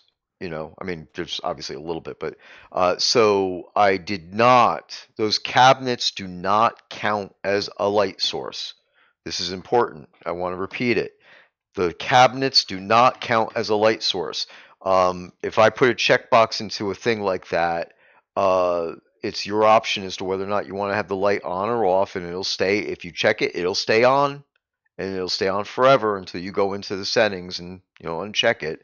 And nobody can double click on it to turn the light on and off. It's not that type of a light, because again, this is a display cabinet. So the intention is that you have something on display. It's going to need to be lit up if you're in a dark area. You might I made it an option because you might put the cabinets in a place where you don't want them lit up, right? But people who are visiting your area will not be able to click on it to turn the light on and off. These lights are literally baked in. So, so that way they don't count against lighting, and um, the wall boards do not count against inventory slots. I try to take a lot of the stuff into consideration. So I thought about those things, and so the wall boards, because they can't be used anywhere else, they can't be used as decorations, whatever. They have weight to them, because in theory they do exist. But there, I don't see any reason to make them take up inventory slots because they're very specific. And that's that. So the other thing that is going to change as these cabinets go in place is that right now you could double click on on one of these display cases, like the fish tanks, even in your inventory, and it opens up like it's a chest, right? And you could put things into it, which of course is a limit. It's like only 4 items that you could put into the largest fish tank. But this exposes the technology to bugs, and there's problems with that. So basically, as I said, if you put the cabinet out and you put a doll in it, and the let's say the wall board's up or whatever, then you drag the doll cabinet into your inventory, it will eject the doll and the wall boards. And if you drag it in, the theory here would be that if you drag it into your bank, then that stuff will go to your bank. If you drag it into inventory, it will go there. If you drag it into a chest, it will go into the chest. Wherever put it, wherever you go to store it, the all the items will be there. They'll just explode out of it. And then if you double click on the cabinets while they're in the inventory, you will not be able to access them because they're not storage. That's my point on this, is that these things are not really storing those items. They're physically out there for display. Things that like the chest, where you put things into a chest, you close the chest. If they're not physically there, they're just references to the database, and you're storing things. Then I understand. Yeah, they should stay in the chest, obviously. But if it's something that you're placing into it where it's visible, uh, think of it like putting putting out a table and then putting the apple on the table. The apple is not really stored in the table, right? So the doll cabinets and the fish tanks really should be working the same way, because those are visual changes to those items. So they are not really storage. And the fact is that there's problems with the way they're set up. So that way, like if I wanted to, I could actually try to store other items in there, and then if I drag the cabinet out of my inventory and put it out, then weird things happen. So nothing that breaks the game or anything, but I don't need that. That's not the way that should be. So I'm gonna fix all that stuff.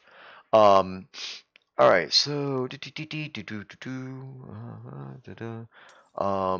yep, yeah, no light source count, and of course that'll backfill like we talked about earlier to the fish tanks. Um, so I'll add that functionality to the fish tanks as well. Um, are they wrapped in plastic? uh, oh, Twin Peaks. Yeah, it's yeah, Dennis Hopper. That's yeah, Dennis Hopper. But who was the other? Because Dennis Hopper, he was the I guess technically the antagonist. But who was the other person?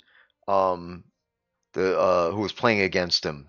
The I guess the one who would be just as confused as all of us watching the movie. As he goes through that. But let me see. Explode. Yeah, bad choice of words. No, not really. You never know. Let me see. Okay. See if there's anything else. Opening a door, just replacing a shelf. It's not a drawer. Yeah, exactly. Right. Right. Yes, right, Merrick. Exactly. Because and even that, we have furniture like that, right? Where you could open the drawer or open a cabinet door and place an item in there, and it's not truly in the cabinet. It's not in the inventory, but you could double click on a drawer that's in the same cabinet, and it'll open up like a chest interface, and then you could store things there.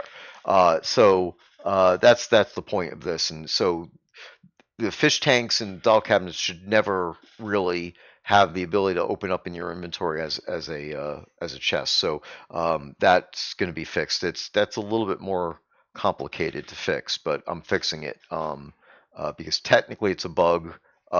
It's a side effect feature. It's not really a feature, and as I said, it exposes the technology to some problems and limitations because that's made that way. So we'll get rid of it. Yeah. Okay. So I'm assuming that you were talking about that, but yeah, I don't know who that was either. So okay. So that's pretty much the wrap on the doll cabinets. And we are now at 7 p.m. So guys, we're gonna do one more drawing on the prize tasks, and then I'm gonna probably wrap this up because I can hear my voice is starting to go, and I'm hungry.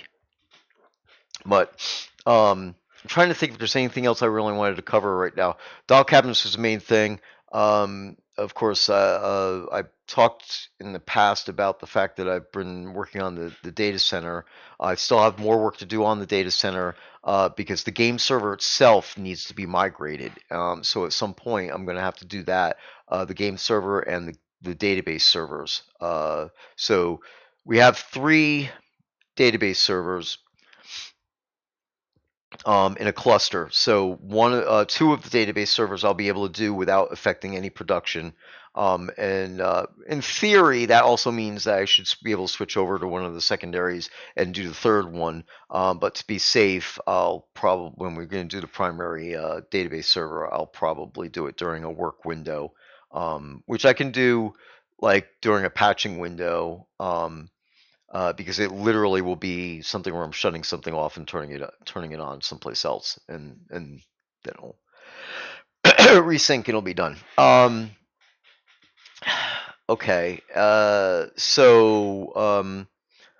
Anyway, I got another more hardware here that I got configured, get that done, and that's going to open the path for me to get the final stuff done that I've been talking about with the data center as far as the hardware is concerned. Once we get that going, there's another phase after it, but then at that point, it's not visible to anybody. So so yeah, it's Dennis Hopper and it's going back to the Blue Velvet thing. Dennis Hopper was the antagonist, but who was the protagonist? Let me see. I'm gonna look it up. Oh yeah, yeah, yeah. All right, so somebody actually didn't kind of mention it. Sorry, I didn't actually get the reference. Yeah, it was the guy from Twin Peaks. Um, he was ideal for that role too because he looked clueless through the whole thing. It's what the hell's going on, you know? Um, but yeah, yeah, that's what that was. That was, man. I gotta stop thinking about that movie. Really weird.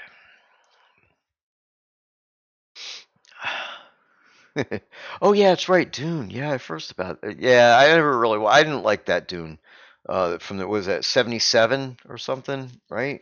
Somewhere in the early 80s or the late 70s. I really didn't like that version of Dune. Blue, yeah, Blue Velvet Tangent complete. There you go. All right, so as I said, if you haven't yet, say stuff in the game. Let's see if anybody's doing that. So, yep, a bunch of people said it. Okay, good. I'll give it 2 more minutes, and then I'll go ahead and do the prize drawing.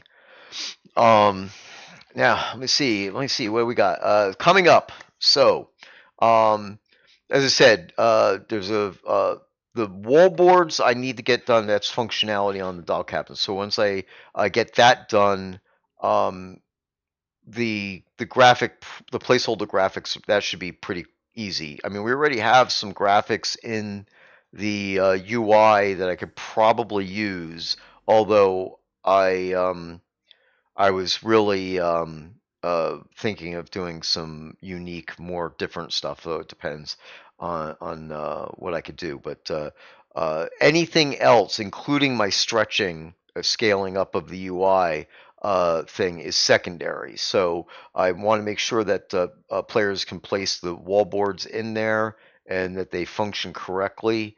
And then so from there, then those the cab, and then I could backfill the cabinet tech to the other two cabinets, assuming that the fine cabinet, the one that's has the door that opens, assuming that that one that I can mix the tech, and I'm pretty sure I can mix the tech. So meaning that the reason why the doll cabinets are sealed is because you we don't want you to interact with the dolls because you could, if you were to able to get into the cabinet, you'd be able to still execute the animation, and the animations will break. They'll work, but they'll clip through the cabinet. So, and we don't want that. We want it to look good. And uh, I mean, I already know that there's a way for the player to do it if it's a governor or a steward. So, somebody could do that, but again, it's not going to look great because most of the dolls will end up clipping. And I will say it now: don't bother putting a wish list in to have it work because the dolls are too big, and the cabinet is the right size for the dolls. I'm not making cabinets that are big enough to allow all the animations to go on because some of these dolls actually have animations where they walk forward. There's dolls that fall down. Um, yeah, it's well, yeah. There's that too. So these are really doll prisons. Shh. Um, and if I have to, if there's issues down the road with it, then I could add extra code that will disable the doll's animations completely while they're in the cabinet. But don't make me do that. um, yeah, amok, amok. Um, so um, I believe that I'll be able to set up the doll cabinet. I'm sorry, the display case, the fine display case that we're already selling in the Crown store. I believe that I'll be able to set up its wall boards to be placeable. I think that already. Well, you know what? We're here. Let's go check. I'm pretty sure that is sold with. Um, hmm. Fine display. I think that. Why is it? No, that's not it then. Is it in the store? I thought it was in the store. Yeah, there it is. Fine cherry. It's not cherry. That's oak. So I gotta fix that. That's you know, a little bit, just a slight error. But what was I gonna say here? So this has got a storage area underneath it, I believe, and that's not going to change because again, this isn't the same type of deal, right? So this is just like our other furniture where you could place stuff in the visible area, and then if you double click on the drawer on the bottom, then you get like a chest interface, so you could store stuff inside of it. Um, and okay, so yeah, the answer is that it does not get delivered. This is what I wanted to see if it got delivered with the side pieces because the side pieces don't work on it yet. So we're going to get that functional and then figure out what we're going to do with that. We could always figure out how many people got the cabinets and deliver the side walls to them, I suppose. But we'll figure that out when we cross that bridge because I still have to test the technology to make sure that that interface technology will work and you'll still be able to put things in the cabinet and interact with the cabinet. Because I don't want you to be able to go into the cabinet and take the wall out, right? This is the one of the concerns, and that's why the doll cabinets work the way they are. That's why they're sealed. Because if you go in there and grab the doll or the walls pieces and take them out of the cabinet, then the UI still thinks they're there. So I don't want to create glare situations or it's all protection in the code. So I just don't want to do anything like that that will cause a problem. So the doll cabinets make sense because I'm going to do all sorts of extra decorations and things like that. The display cabinet, the one we just looked at, it makes sense to. There's two different ways we could do this. There's the snapping technology, which we use on the book easel, the painting easels, and the book stands, um, where you take a book and it'll snap it and it'll bring it to the right angle and put it there for you. I could end up doing that with with the display case, or I could use this type of thing where it brings up a UI and then you could place them in. It's all the whole idea there is to eliminate the need for dexterity to put them into the right place.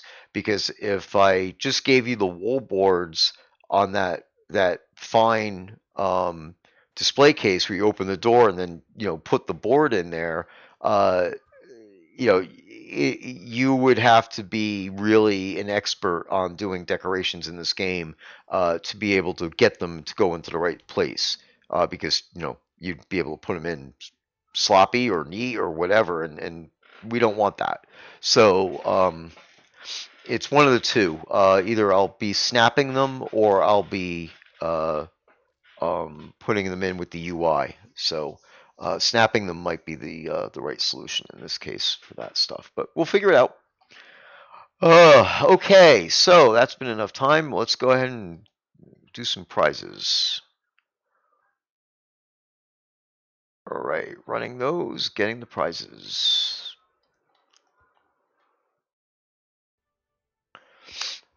Might as well get out here.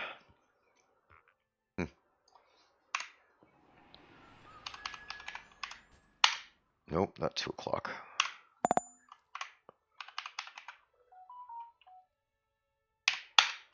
All right. Okay, I got my prizes. All right, cool deal. Let's see what we got here. Who wins what? All right, we have a top hat with a heart on it, and that goes to Jack Passer. Then Olaround gets a brass clockwork raven. Stein Twin gets 2025 Valentine's cloak. Andrew Night Owl gets a heart hot tub. And B Striker gets a rustic 3-story village home. Congratulations. Yay.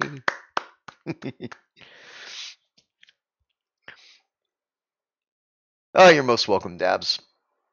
I know that there's a lot of details. I mean, I know communication is actually hard because there's so few of us and everything working to try to get everything done as quickly as possible. And then, of course, we have all these other Murphy issues that keep going on. And I mean, I haven't even told you half the shit. It's like I had to, I had to, I had to re-up our licensing um, for the build machines. So we have a Unity Pro license for that, and we have a number of seats. And um, the, year after year, that's no problem. They're always there. And then this year, I guess because Unity decided to bump up the pricing on it. So it's like a subscription. So it's costing us more now per month for the licensing seats.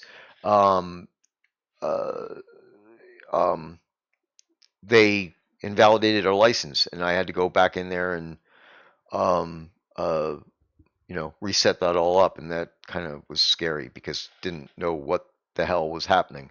But apart from this little mention right now, I wasn't really making a big deal out of it and talking about it in public because it's inside crap that we have to deal with. And then also yesterday, the Steam build machine decided it was time for it to reset its password, and that too, like, has been running for years. And it Steam basically said, nope, now you got to go in there manually relog in.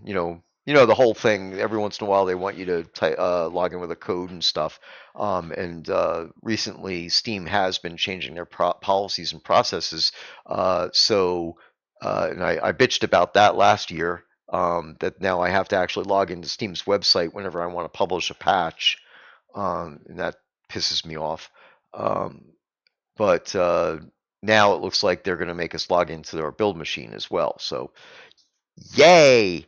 Uh, so yeah, I'd say, you know what I think, Dabs? Basically, I suspect that when some of this type of stuff happens, they've had a breach, and they haven't told us about it yet. So they just go around and they reset everybody's passwords on us and make us revalidate that type of crap, which I kind of understand. But it's like they could let us know that something happened. Anyway, with all that said, so there's every every day, well, every day over the last 40 days, actually, or so, I've had to deal with some kind of weird ass crap going on. And a lot of it, I think, is because it's the end of the year, changing over a new year. So there's a lot of systems that have to be reset, and again, company policies and stuff, and Steam and all that like that. It makes sense. I just wish they wouldn't all do them all at the same damn time. So, all right.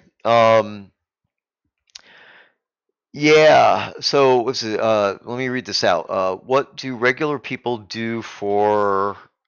I'm not sure. In locked out during something to cell phone changes, etc. on Steam to get a disconnect.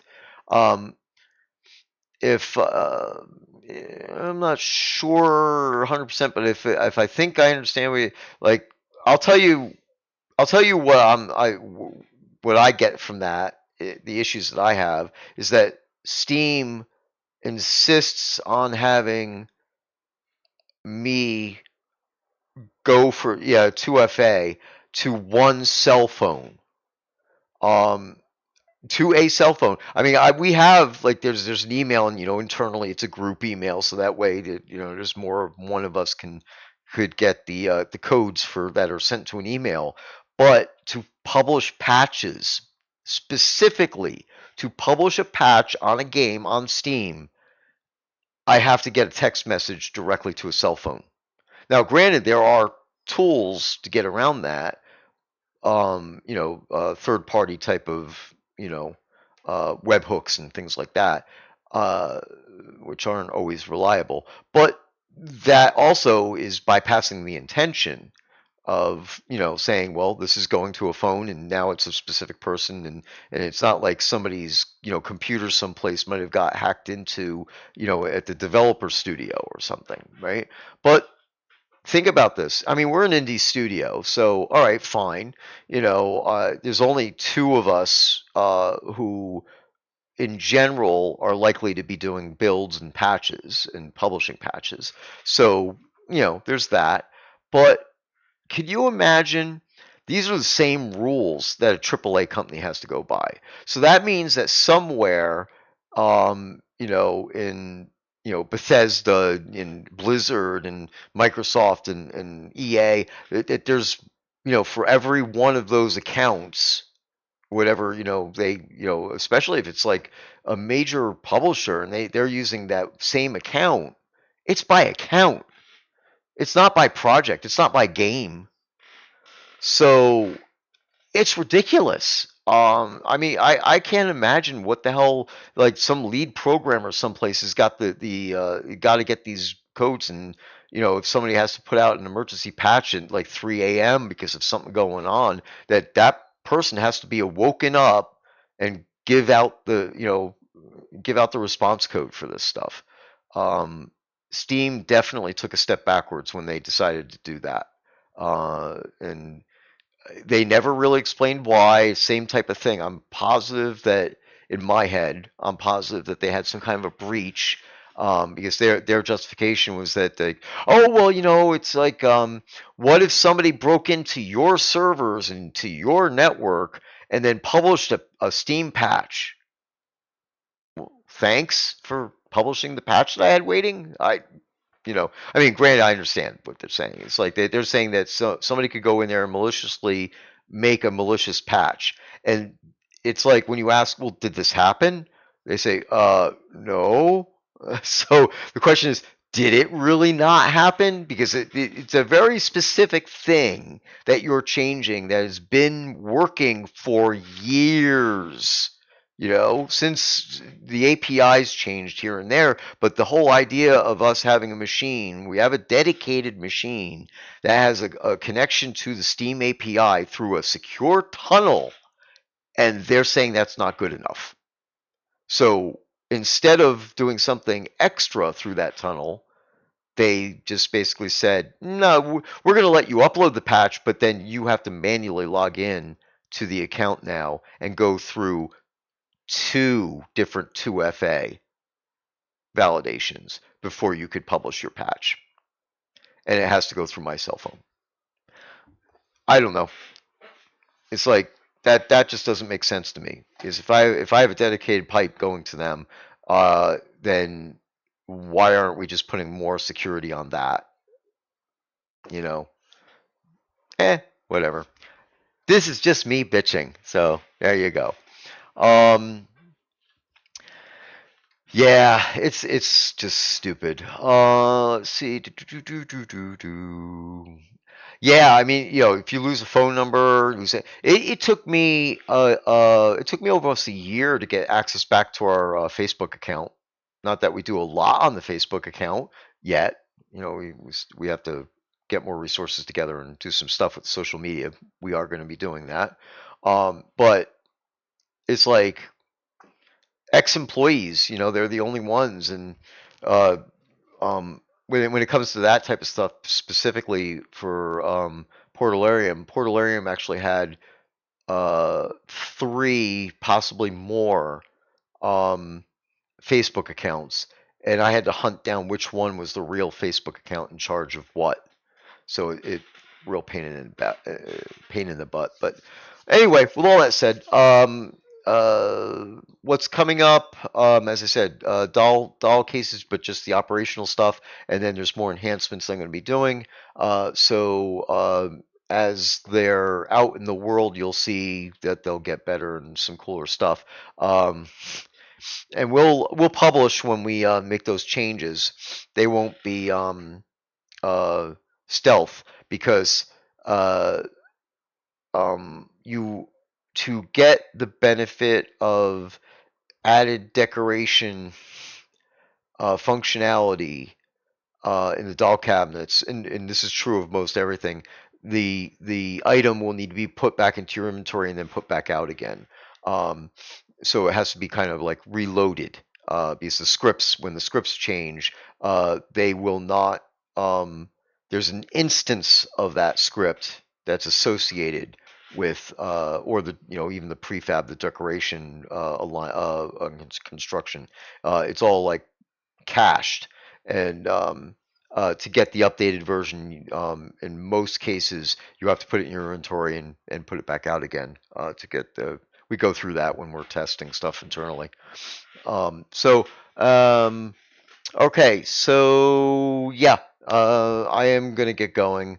We've got the doll cabinet, and then after that, I am working on the spawning of the lava rooms, and the other lava room stuff that I had to get finished up there.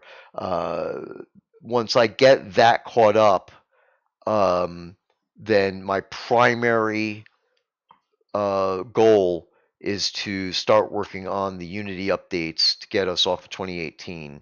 And I'll still put in some other stuff in there, but I'm not taking on any real new tasks until I could establish what needs to be done, what my timelines, my time frames are, and then get basically establish a timeline because we can't just upgrade from 2018 to 2023 and then on to 6. We actually have to upgrade every single version. Um, and um, our UI, I brought this up before that we've been talking about, and this has been a long time really, talking about updating the UI. The UI currently uses something called NGUI, which even in Unity 2018 was outmoded. So I have to convert all of the menus, all of the UI, all the HUD icons, everything, the user interface in the game has to be converted to the new current I think it's UGUI. It's either IGUI or UGUI that is supported today by Unity, and it's pretty much an all or nothing thing. Yay! So that is one of the items that may need to be done.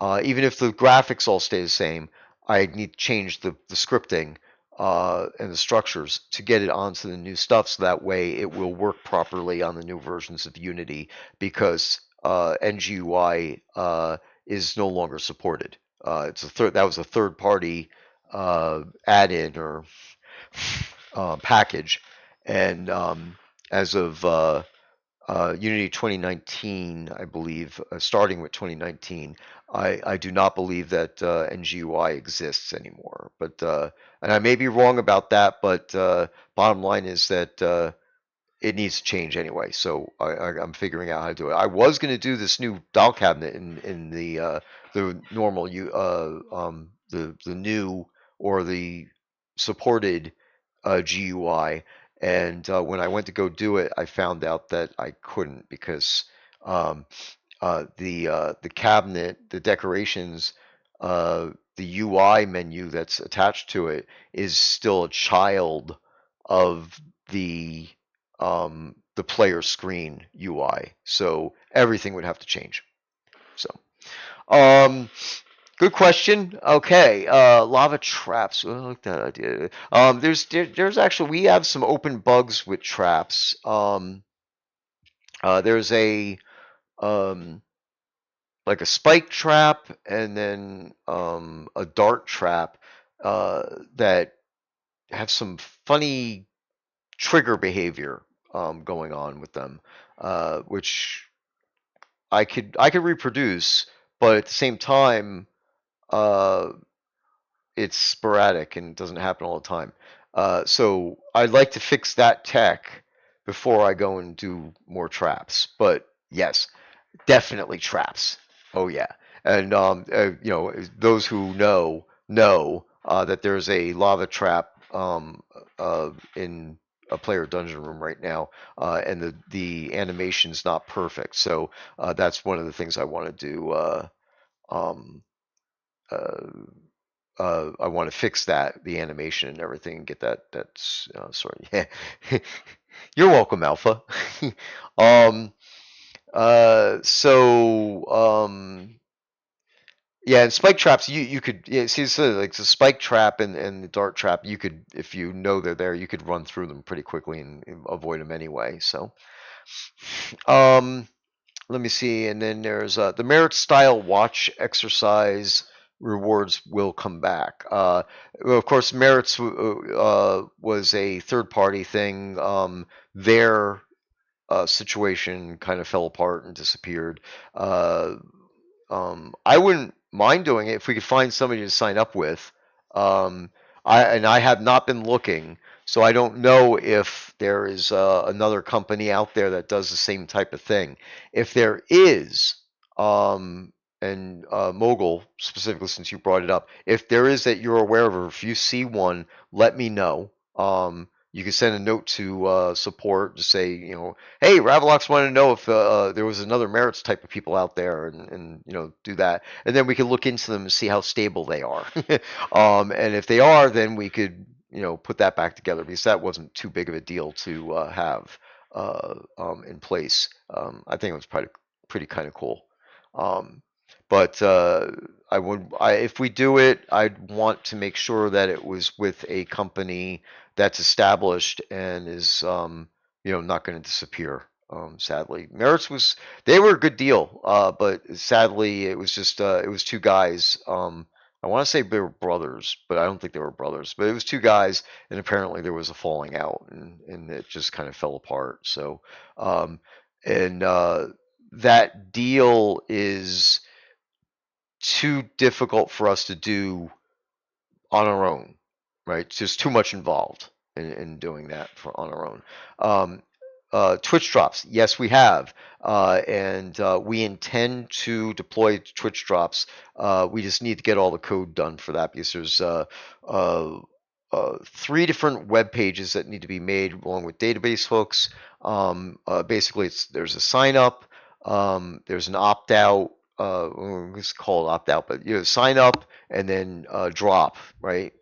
So you have to allow people, you have to allow streamers to sign up for the loot drops, and then they also have to be able to, I don't know what the right terminology would be, but drop it, right? Quit or delete their delete themselves from the list, and of course, TOS type, yeah, opt out thing. That's what I thought in the beginning. I wasn't even sure if opt out was right, but yeah, all right. And then the players themselves also have to sign up. So if you're going to watch a Shroud of the Avatar stream and you want to get Twitch drops from that stream, the streamer has to be in the program.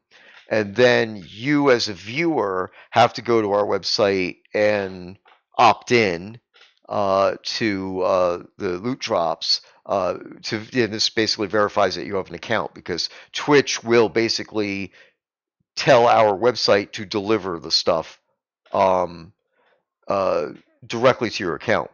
So it's not silly, actually, because um, this takes the streamer completely out of the loop, so we don't have to worry about uh, the hoarding of the bags. We don't have to worry about the risk of a streamer going rogue and opening up all their stuff and completely cheating or anything like that, playing favorites or nothing. It's all taken care of then. So um and so there's three pages that have to be done. The first one is the streamer. Second one is for the people who watch the streams. So basically, the streamer who's in the program would say, "Hey, just a reminder: if you want loot drops, go sign up. Here's the link to the page. That type of thing." And you just have to have an account, on for Shadow of the Avatar to qualify. And then the third page is between us and Twitch to define what the loot drops are. So there's an API for all this stuff and everything. So we have to do all that. We have to get all that set up. So there's database work and there's web page work that needs to be done. And we're actively working on that because the current streamer bundle situation is out of control. So that needs to be replaced. And if we can't get Twitch drops in place quick enough, then we need to figure out something to solve that whole problem. So there you go. Okay. Yeah, it's exactly work on top of work on top of work. But in the long run, it'll work. It'll make sense. So like, and Dab's mentioning things like TikTok, and then there's oh, crap. I don't remember what the other one is. The other streaming platform that's like competing with Twitch. Um, uh, Something with an S maybe. I can't remember who it is. But um, so all right, if you didn't mean TikTok, you meant yeah, Kick. That's it. That's the one. Yeah. So I don't know if Kick has loot drops too, but basically once we get that going for the one, I'm hoping that the other people, other places where people can stream, that'll make the program easier for us to manage. And then if there's automation like that for any of these others, then we could go and do the rewards for those. But the streaming program, as far as rewards are concerned, for things, when I say rewards, but streamer bundles to give out, things to give out, it would once we do the loot drops, it's going to have to be up to the streaming platform to have some methodology to help us do this. I do not want to go back to a thing where we're delivering some X number of items to streamers per month and things like that because it's untenable. For multiple reasons. And again, there's a risk. Uh, the streamers we have right now, nobody's actually like cheating the system. And trust me, if they were, they'd be out on their nose in seconds. But it's just with the expectation that we're going to grow. The more people stream, the more people are in the game, the higher the chances that somebody's going to try to slip something by. And having these things done by system instead of policy, right? It's a systematic versus policy. This has always been a thing in IT. Going all the way back to the late 80s, you never want to rely on a policy because it's fallible. And once you have a system in place, then you don't have to worry about the people cheating or doing things wrong or making mistakes, that type of thing. So, okay. All right. I'm looking to make sure there's nothing new here. Blah blah blah. Okay. All right. Cool. With all that said, I am going to go eat. So the outro was a little bit extended, but sorry guys, not long enough to get another prize drawing through there. So hopefully I will finish up the doll cabinet stuff. Once I get the coding done, I will be doing some testing. So maybe I'll try to do a work stream while I'm testing the cabinets before I throw them out there. And if the timing allows, we'll try to do a testing directive on QA as well. And the and then after that, all the other work that I have on my backlog is stuff that I could actually stream.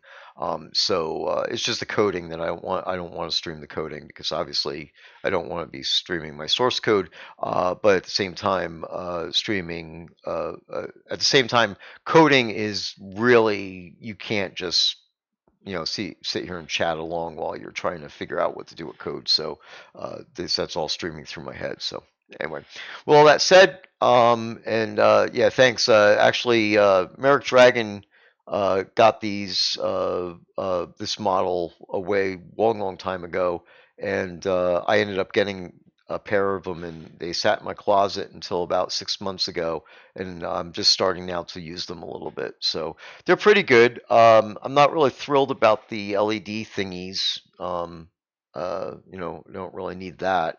And the mute placement is kind of stupid as well. And I know that I talked about this with Merrick that like it would be nice if it was some place where I could see that I am on mute. But so I always end up doing is I hit the mute button and I start tapping the thing to see if my audio is going through.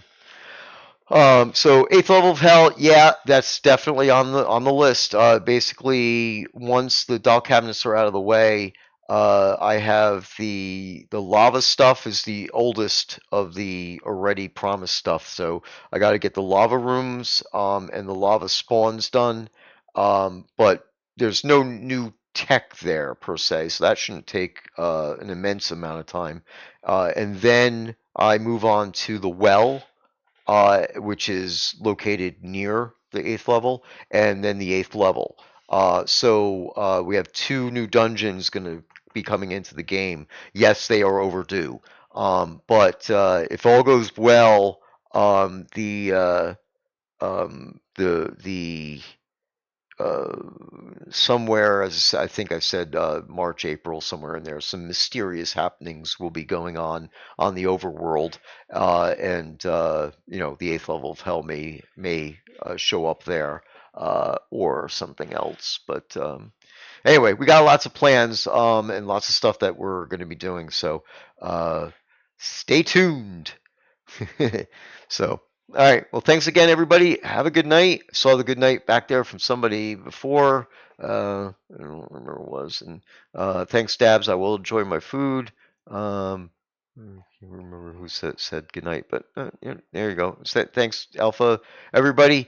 See you guys in game at some point, and hopefully I will be on another stream next week at some point as well. If I could get the coding part done over the weekend. So, yep, yep. No, don't worry. New mobs are coming. The well will be the introduction of new mobs. The first introduction of new mobs in a long last time. And then the eighth level of hell will also have new mobs in it. That's the intention. And you know, got lots to do, including making some of the scenes tougher and all things like that. So, yeah. See ya. Bye.